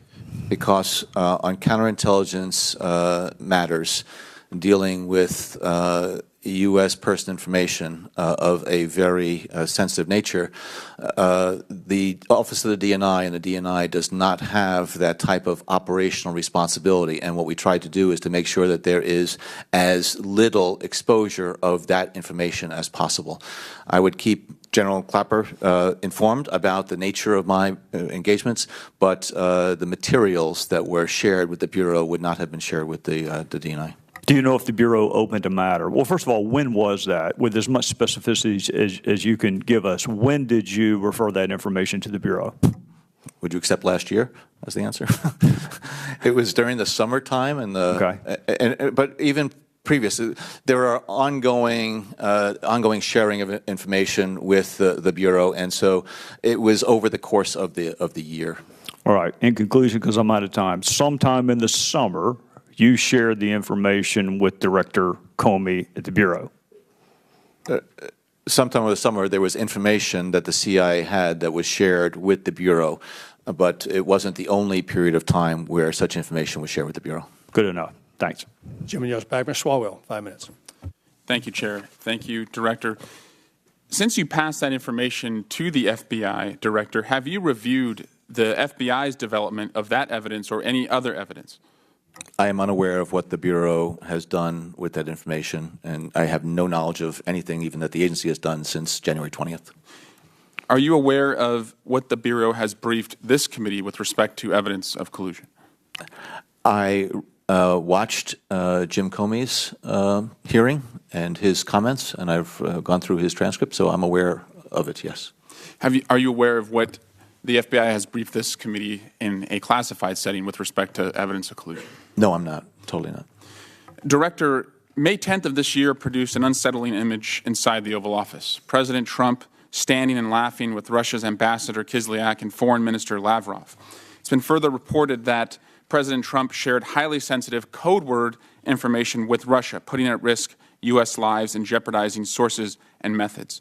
Director, are the Russians worthy of receiving such information in the manner alleged? I believe it's important for the U.S. Intelligence to provide to any of our foreign partners any information related to terrorist threats to foreign countries or their citizens. And that's why I authorized the provision of classified information numerous times to the Russians that I believe saved Russian lives. As I mentioned, there is an appropriate manner and procedure for doing that. They need to be followed scrupulously so that there's not going to be a undermining of those collection capabilities and systems. Director, you warned Bortnikov that there would be consequences if they meddled in our elections. When you look at that picture and the manner in which allegedly classified information was conveyed to the Russians, do you see consequences for their actions? Again, I don't know the totality of the actions that have been taken against the Russians. I know that, again, the Obama administration in January took actions against them. So I believe that depending on how this investigation proceeds by the FBI and special counsel, as well as by the work of the committees. And I agree that the appointment of a special counsel should not in any way stop these committees, intelligence committees in the Senate and the House from doing its work, because you're supposed to be looking at what do we need to do to strengthen our system so that we're better prepared to it. So I believe that consequences need to be levied on the Russians for it, but I would defer to policymakers in Congress to decide that. Director, with respect to the contacts between Russia and Trump campaign persons that you referenced earlier, and whether they were innocent or benign contacts, when you see a multiplicity of contacts between one country and one campaign, when does it, in your mind, when you're deciding whether to refer it to the FBI, when does it move from mere coincidences to a pattern? And in this case, when did it? I guess it's all sort of very sui generis as far as the instances are concerned, but as I said, there was a backdrop there of known Russian efforts to interfere in our election, and there were a variety of activities taking place that wondered whether or not they were part of that campaign and strategy. We don't have a totality of insight into all the things that the Russians were doing, and I left it up to the professionals, the counterintelligence and Russian experts, to make sure that whatever information that they deemed appropriate to share with the Bureau, because it could be relevant to their investigation, they did that. So I wasn't the one to make decisions, share this with Bureau, share this with. It was based on long-held practices on the part of the CIA to make sure that we're not holding back from our Bureau colleagues. Director, there is what is referred to as consciousness of guilt evidence. That's when somebody lies about a material fact, and that fact, the fact of them lying, can be used against that person because it would be, in essence, an effort to cover up what happened. Meaning, if you were telling the truth, you wouldn't have anything to cover up. With respect to some of the contacts that you've referred to between Russia and Trump campaign officials, are you aware of any of those U.S. persons who had contacts with Russia either making false statements about those contacts or failing to disclose those contacts? I think that's something that we can pursue in closed session. And Director, with respect to the contacts that you have seen, have you ever seen in your history working as an intelligence official this number of contacts between a foreign adversary and a presidential campaign?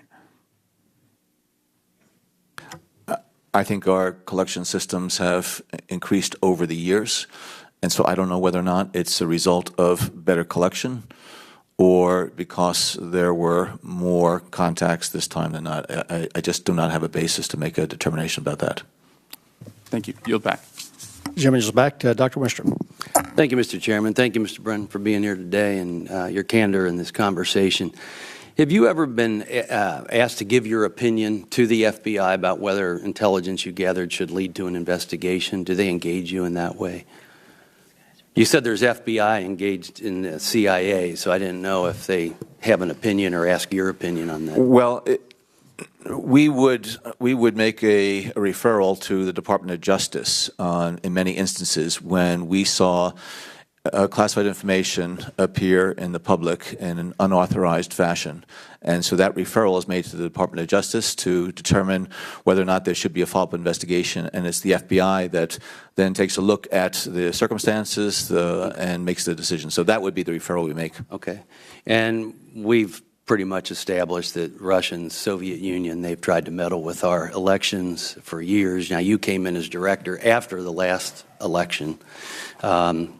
And which leads me to something Mr. Himes was talking about. He says, the rules of the Russian playbook or whatever, they try to build relationships, especially with influential Americans, and you would agree with that. That's one of the things that you're kind of looking out for, these relationships. At least I believe that's what you've said. So I'm just trying to understand process here a little bit. What sets up a red flag? What type of conversation do you hear that says, maybe we need to take a little bit further look into this or refer it on. And I can't help but think back to the previous election when we see on videotape President Obama says, this is my last election. After my election, I have more flexibility. And President Medvedev, who he's speaking to, says, I understand, I'll transmit this information to Vladimir, and I stand with you. Now, you talk about the playbook, it sounds like I stand with you, that's a pretty strong relationship. This is certainly an influential American, and we're talking openly about elections. So again, I'm not trying to launch another investigation here, but I am concerned about the process. So you weren't sitting as a director at that time, but, you know, as Mr. Swalwell used the term, that's a pretty disturbing image, I think, to a lot of Americans, is what kind of relationship. So would you question this interaction where that type of conversation is taking place? And again, I'm just trying to understand process of how it moves from CIA to FBI to DOJ. It was a direct conversation between the heads of government and state between two countries. I'm not going to respond to you. Okay, but I think that's what we're talking. I'm just, again, trying to get some understanding of what sets off a red flag. You know, and when do you refer to law enforcement? I know you weren't the director at that time, but boy, that just hits all the things you were talking about in the playbook. Elections, influential American, and building a relationship. I stand by you. So just, again, trying to get to the substance there. But that's interesting. You can't respond to a personal conversation, but this is what we're talking about. Anyway, with that, I yield back. I try to Go ahead. I try to avoid getting involved in political issues, partisan issues, and so with respect to Mr. Winstrup, I just will not recognize that question.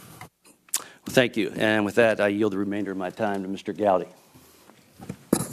Thank you, Dr. Winstrup. Congressman Rooney and you were discussing generally the motive, and I think it is, let's just assume it's given that the Russians did not like Secretary Clinton, did not like President Obama for that matter, and desired negative things for her. But they also thought she was going to win. Was it your testimony that all of the information stolen was not publicly disseminated? No, I said if they had collected additional information, as I think was implied, that the effort to try to further hurt her, if she became president, that information, any type of derogatory information about her, could have been husbanded for a post-election period. All right. But do you know if negative information was husband, to use your word, and not disseminated? And I think that would be inappropriate to talk about in an open session like this. Is it inappropriate to both? I get not asking you about the nature of it. Is it inappropriate to answer yes or no whether or not that information was husband but not disseminated? My request would be that we could talk about that in closed session. Okay. I'll honor your request, and we'll talk about it in a little bit. Jimmy yells back. Mr. Castro, 5 minutes. Thank you, Chairman. Thank you, Director Brennan, for your testimony here today. Over the course of the last several months, the intelligence agencies have been berated by the President for the possibility of leaks. Are you aware of his tweets and other criticisms he's made about leaking in the intelligence agencies? I know that there have been a number of allegations made publicly about intelligence officials being responsible for those leaks. Yes, I'm aware of that. Are you aware of a story that came out yesterday that said, quote, 3 White House staffers have been identified for leaking classified info. POTUS will fire, quote, multiple people when he returns to D.C.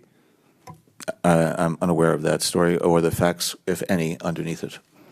If the story is true, and we don't know whether it is or not, but if it's true that there may have been people who leaked classified info at the White House, first, could you tell us, it seems like an obvious question, should be an obvious answer. Are there people at the White House that would have classified information that they could leak to journalists? White House officials, if they have the appropriate security clearances based on their position, they would have access to classified information, yes. Okay. And then the second part of that is, if the White House has determined that leaks are coming from within their operation, could you tell us how they would go about determining that? How would they figure out that they have leakers in the White House?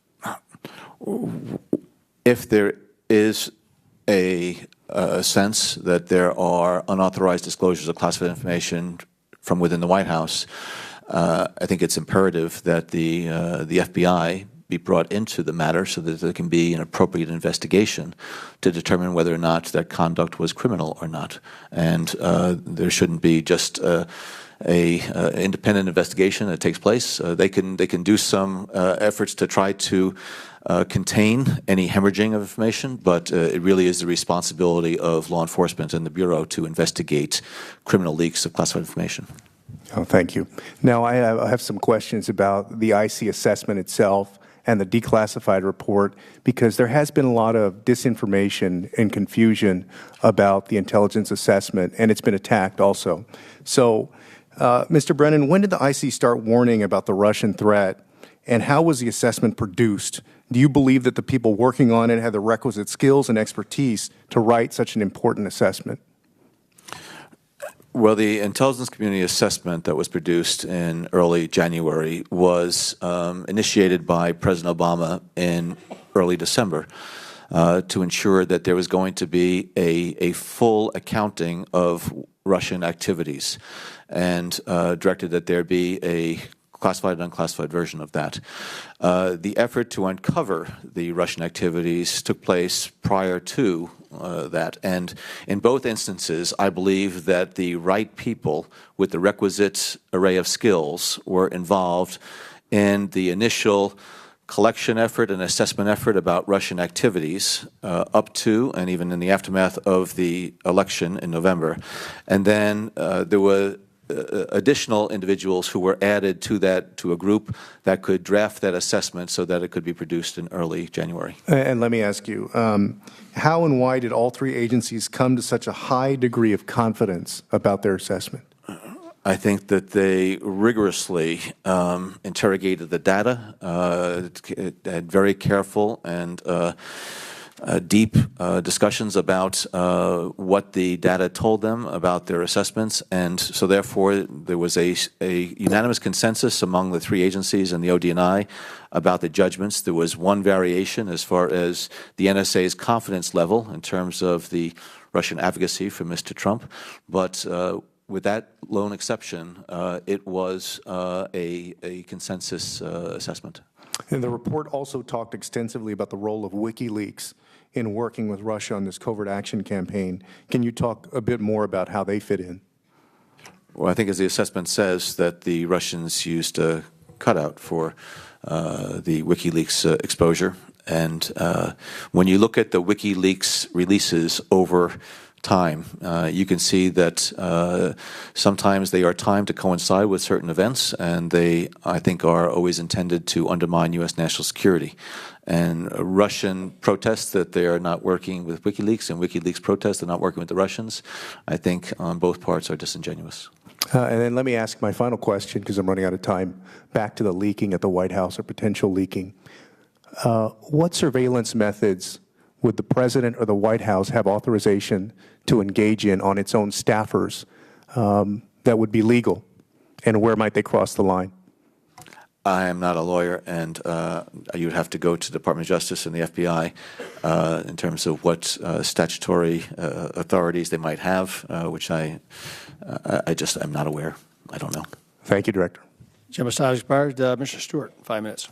Thank you, Chairman, and thank you, Mr. Director, for, again, your many years of service. I'm going to go very quickly because I want to reserve as much time as I can for our task force and the attorneys. I want to go through and make one point. It's a point worth making, but before I do, I'm just going to add that I've reviewed the raw intelligence of the CIA regarding the analysis of whether they preferred Mr. Trump. I don't agree with the conclusion, particularly that it's such a high level of confidence.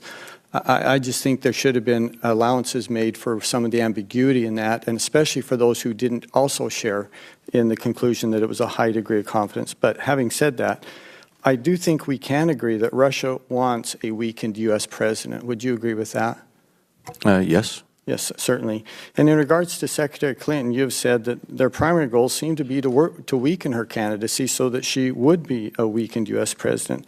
My question to you is, would the same thing be true now? Would Russia want a weakened U.S. President, Mr. Trump? Well, I think they want to be able to weaken U.S. policies, especially on the international stage. I do think that there is an interest on the part of the Russians to improve relations with the United States, and I do think it's important that relations between Washington and Moscow be improved because... But even if they want improved relationships, they would want that on their terms as much as able, and that would be better accomplished by having a weakened U.S. president, regardless of who it is. Wouldn't you say that's true? One can argue the point, or that a stronger president is able to make have an accommodation with Russia out of strength as opposed to out of weakness. Okay, I would agree with you that there are some circumstances, but I think in general, a weakened U.S., a weakened U.S. Western influence in the world, and a weakened U.S. president is in their interest. And I'll just conclude with this. These active measures, the propaganda, the false news reports, et cetera, they don't end with the U.S. election. And I think it's appropriate that we would warn the American people that these active measures, again, propaganda, fake news stories, et cetera, would be applicable today as well, and that they would be trying to weaken our U.S. president and trying to weaken foreign leaders as well as we look at upcoming elections. Would you agree with that? Yes, generally speaking, thank you. yes. And with that, I yield the remainder of my time over to, I believe, Mr. Gowdy. I thank my friend from Utah. Director Brennan, why is it important to protect the identity of U.S. persons as part of our surveillance programs? Because there is, I think, a right of all Americans to privacy, and that sometimes information is collected about U.S. persons who may or may not be involved in any manner of criminal activity. And therefore, respecting that privacy of U.S. citizens, the intelligence community goes to great lengths to cover the identities of U.S. persons if they happen to be included in an intelligence collection. For all those reasons and others, and again, we're not talking about leaks. We're talking about masking within the intelligence community, right? We're not talking about reading it on the front page of newspapers. We're talking about prohibitions that you place on yourself with respect to identifying U.S. persons as part of our surveillance programs, right? That's correct. All right. Yes. And you just cited some of the very important reasons that we do that, and I would assume that there is a process, a protocol under which the intelligence community goes through if they seek to unmask a U.S. person's name. That's correct. Have you ever requested that a U.S. person's name be unmasked? Yes, I have. Have you also either approved or denied requests of others that a U.S. person's name be unmasked? I don't recall in my tenure at CIA any decision on unmasking for someone else coming up to my level. It would have been, that decision would have been made at a lower level within the agency. Are you aware of any requests within the community that were denied? I do not. I didn't have visibility into requests that were being made across the government, so I don't recall one that I was denied. Do you recall any U.S. ambassadors asking that names be unmasked? I don't know. Maybe it's ringing a vague bell, but I could not answer with any confidence. Do you remember what your last day on the job was at the CIA? What was the date? It was noon on January 20th when I gave up my responsibilities as Director of CIA. On either January 19th or up till noon on January the 20th, did you make any unmasking request? I do not believe I did. So you did not make any request on the last day that you were employed? No, I was not in the agency on the last day I was employed. I definitely know that on the last day I was employed, I definitely did not make such a request. Thank you, Director. Gentleman's time has expired. Mr. Crawford, 5 minutes. Oh, I'm sorry, Mr. Heck. Mr. Heck, Mr. Chairman. I just want to make sure you're awake down there, Mr. Heck. All over it, Mike. Right, Thank you, sir. Director Brennan, thanks for being here. I want to freely confess to you that there's an element to this Russian investigation with which I've struggled, and it is this. How do I explain why this should matter and why people should care? What words do I use to explain this to folks who have a lot of other things on their mind? Things like their kids, like keeping their job, like managing their debt, like caring for an elderly parent. Why should people care that the Russians hacked into our computers and then selectively disclose that information with the express purpose of swaying an election? Why should they care that the Russians are doing this in other Western democracies and will continue to do so, by the way, at minimal investment? That's the precise question that I actually put to then Director Comey and Admiral Rogers when they were with us in March. I now pose it to you, sir. So not for my sake, but for America's sake. As someone who has devoted your entire life to public service, in your own words, please tell my constituents, my neighbors, why they should care, not just here in Washington, D.C., but in Washington State and Texas and Connecticut and points in between. Why should they care? Why do you care, sir? Because for the last 241 years, this nation and its citizens have cherished the freedom and liberty that this country was founded upon. Many, many Americans, brave Americans over the years, have lost their lives to be able to protect that freedom and liberty. They've lost their lives also to protect the freedom and liberties of other countries and other peoples around the world. Our ability to choose our elected leaders as we see fit is, I believe, an inalienable right that we must protect with all of our resources and all of our authority and power. And the fact that the Russians tried to influence that election so that the will of the American people was not going to be realized by that election, I find outrageous and something that we need to, with every last ounce of devotion to this country, resist and to try to act to prevent further instances of that. And so, therefore, I believe that this is something that's critically important to every American. It's certainly, it's very important to me, for my children and grandchildren, to make sure that never again will a foreign country try to influence and interfere in the foundation stone of this country, which is electing our democratic leaders. In other words, sir, because you love your country. That's the Cliff Note version of it, yes. Well, I believe much is at stake here, including the following: whether America will have elections that we can trust, that are continuing measures of self-determination free from foreign interference, whether we will smartly arm ourselves against any future such digital invasion, whether we are strong enough to make good on the promise to be a nation of rule by law, whether we will hold those accountable who seek to abrade our cherished institutions, whether we will stand up for democracy or enable this insidious autocracy and kleptocracy. Much is at stake. No one should be misled, however, because this isn't just about Russia. This is about us and our mettle. The famous American diplomat George Kennan said at the outset of the Cold War, much depends on the health and vigor of our own society. And indeed it does. We're being tested. We're divided. We've gone to our respective corners and claimed our own set of facts. Anger has become the currency of our civic discourse. Reason has been replaced with decibel level. But you know what? People also yearn for a reaffirmation of the value of narrative of America, which is the very thing that makes us great. That's what I hear when I'm home, whether I'm playing cards with my buddies or out to a movie with my wife Paula or having coffee in the narthex of church. And do you know why? Do you know why Americans yearn for this? It's because it's what makes it possible for us to be for something bigger than ourselves. And that is precisely what America is hoping, if not counting on us on this dais to do, to be for something bigger for ourselves and to put our country above party. And I pray that that's what we'll do. Thank you, sir, for your decades of service and for your presence here today. Thank you.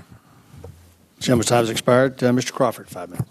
Thank you, Mr. Chairman. I will yield to the gentleman from South Carolina. You may ask Mr. Gowdy. I thank my friend from Arkansas. Director Brennan, do you know who commissioned the Steele dossier? I don't. Do you know if the FBI paid for any portion of the Steele dossier? I don't know. I know that there are press reports related to that, but I don't know. I have no firsthand knowledge of that. Do you know whether any of the underlying allegations made in the Steele dossier were ever tested, probed, examined, cross-examined, whether the sources were examined for reliability, credibility? I know that there were efforts made by the Bureau to try to understand whether or not any of the information in that was valid, but I don't have any firsthand knowledge of it. Do you know if the Bureau ever relied on the Steele dossier as part of any court filings, applications, petitions, pleadings? I have no awareness. Did the CIA rely on it? No. Why not? Because we didn't. It wasn't part of the corpus of intelligence information that we had. It was not in any way used as a basis for the intelligence community assessment that was done. It was not.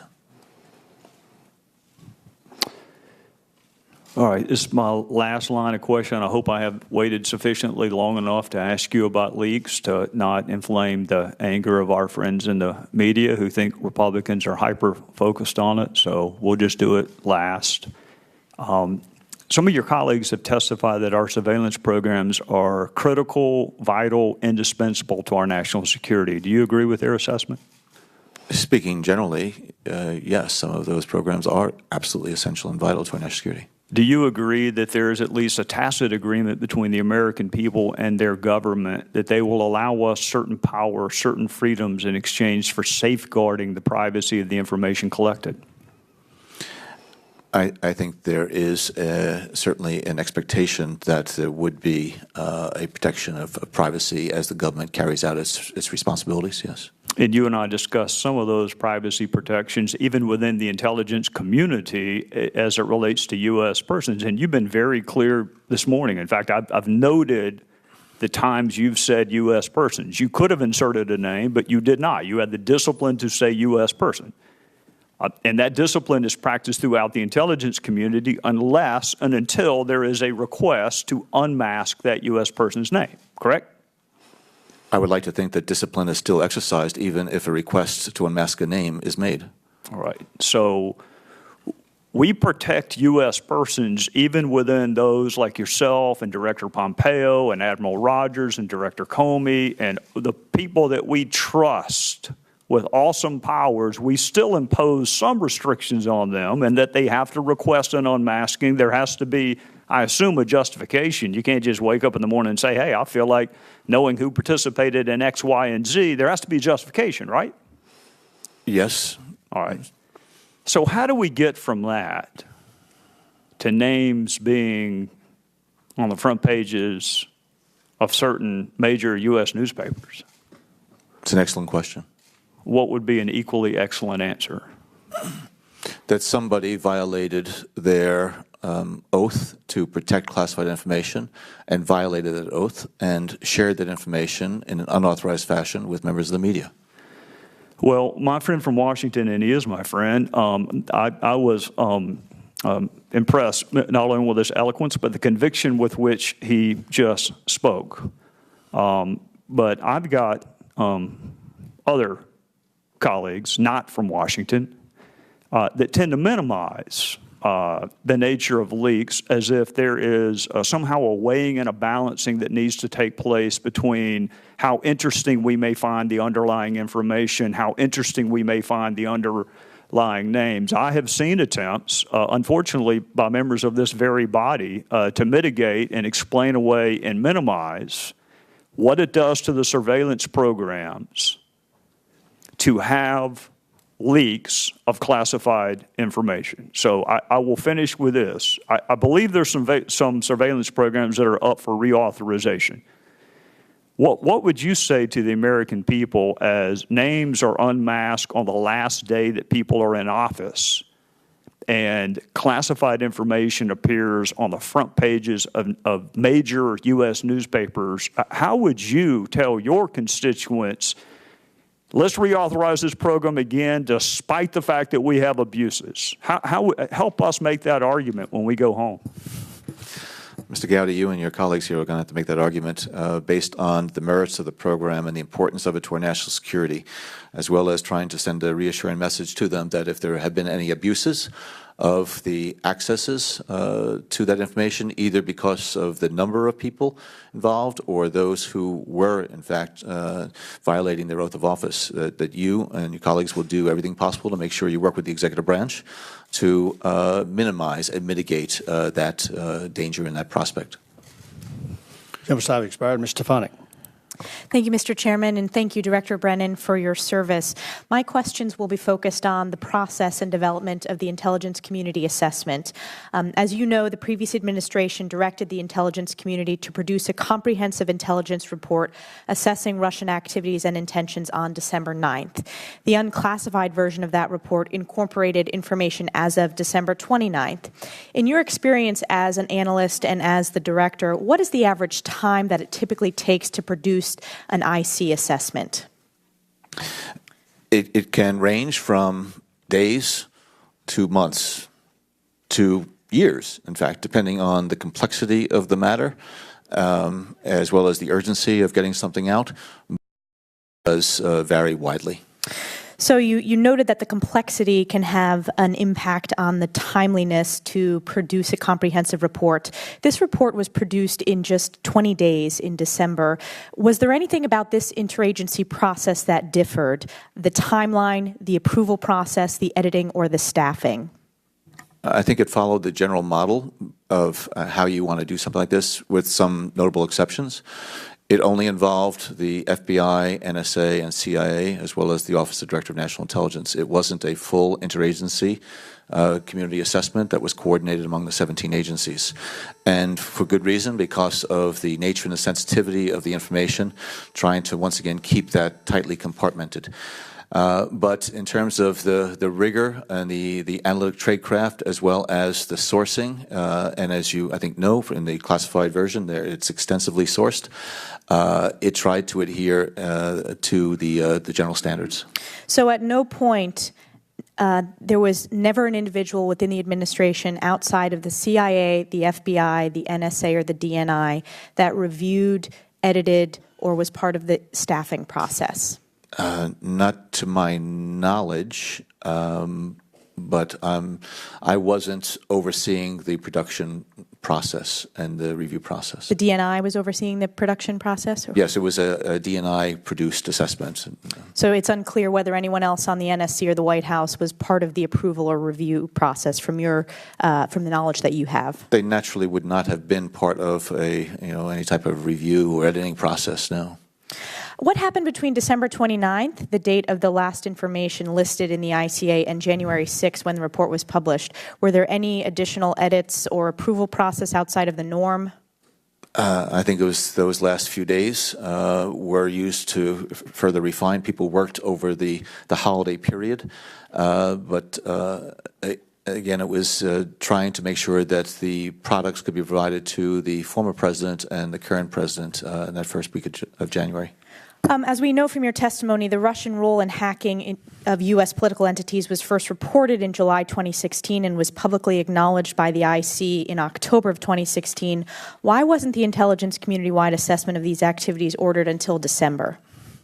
There were ongoing assessments that were done, and as I mentioned in my opening testimony, it was used to brief the senior-most government officials, as well as to ensure that the FBI and DHS could do what they needed to do to protect the government institutions that were affected.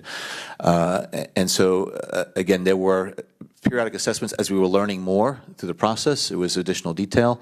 It also allowed us to note that we weren't seeing certain things that we were concerned about. And so the intelligence community assessment that was done in December, published in January, was the culmination of the work, the assessment, the collection that had taken place in the months before. For the record, it's of concern to me that there was a 2-month lag for the administration to direct the DNI to produce a comprehensive report when this was publicly acknowledged as an issue months earlier during the year.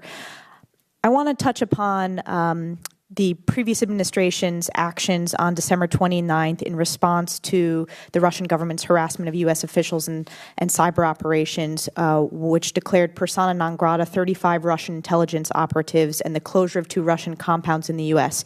Did you recommend any action to the administration prior to December 29th or prior to the November election?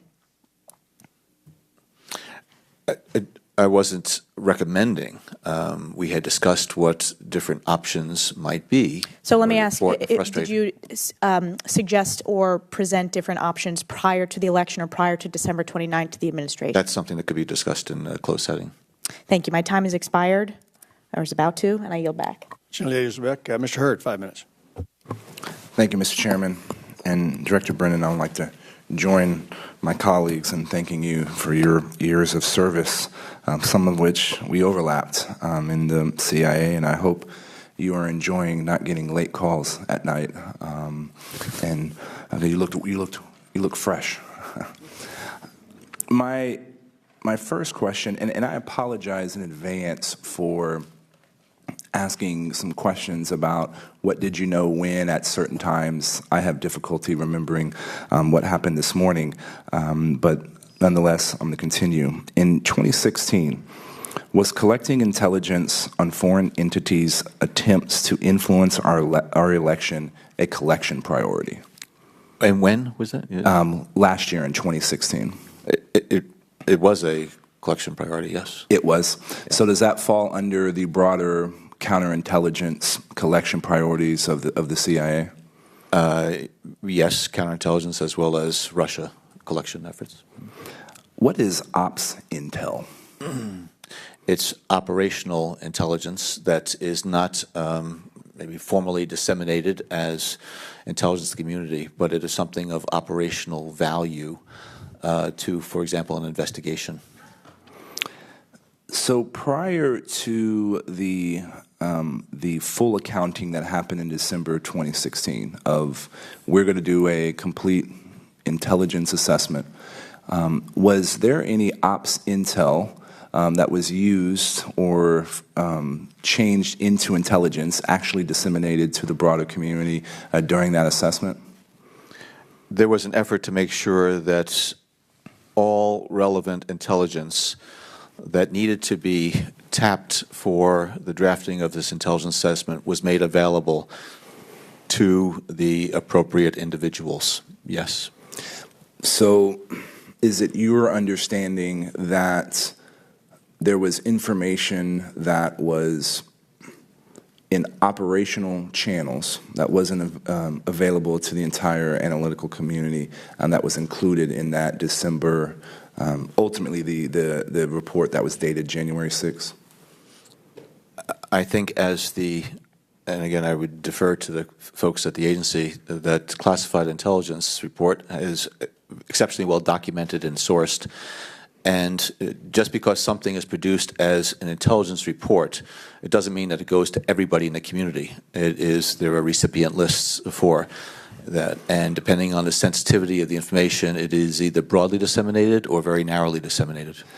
One of the issues that this committee is focused on is figuring out what was the U.S. government's response to these Russian active measures and what do we need to do to protect ourselves and our allies in the future. And one of my concerns is, did we escalate soon enough, quickly enough? Did we notify those that were being targeted soon enough? And did we recognize the intelligence or the information that we had access to at the time that it was actually collected? And so my question is, knowing what you know now, would you have directed the CIA to do things differently? You know, I've asked myself that question. I feel as though we tried to do everything that we could to fulfill our responsibilities, which was to learn as much as we could about the Russian efforts, because we didn't know, again, the extent of it. And so we had to be very careful about what we did so that we would protect certain capabilities in the community as a whole, as well as to try to assess what was happening. Kept the executive branch seniors informed, National Security Council informed, the Gang of Eight informed. And so, 2020 hindsight is always, I think a lot maybe clearer to some folks. That's what I think this committee and the other committee and the Senate is going to take a look at. Was it perfect? I don't think anything in this world is perfect, but I think we tried to do the best job that we could. So is the intelligence community prepared or ready to counter covert action directed against us, or direct measures, as the Russians like to call that?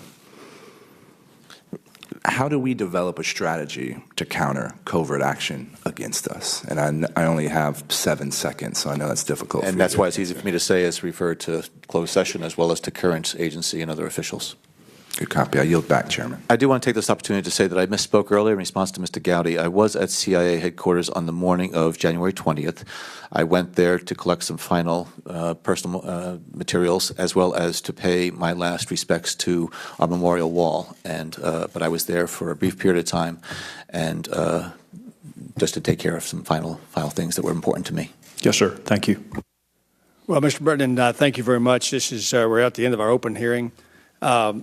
Our committee is charged with answering some really important questions. As several of my colleagues have said, the ultimate success of the Russians' disinformation campaign and/or active measures lies with the American citizens, and whether or not they're successful or not is up to us as citizens to not let that happen.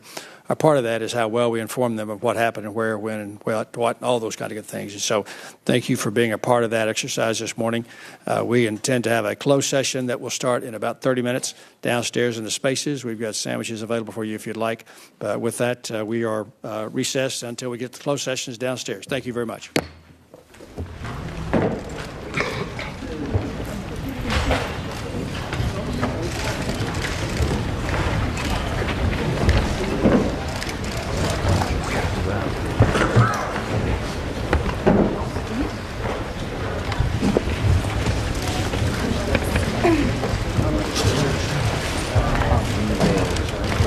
Yeah, there's two on this side. And the other one's on this side.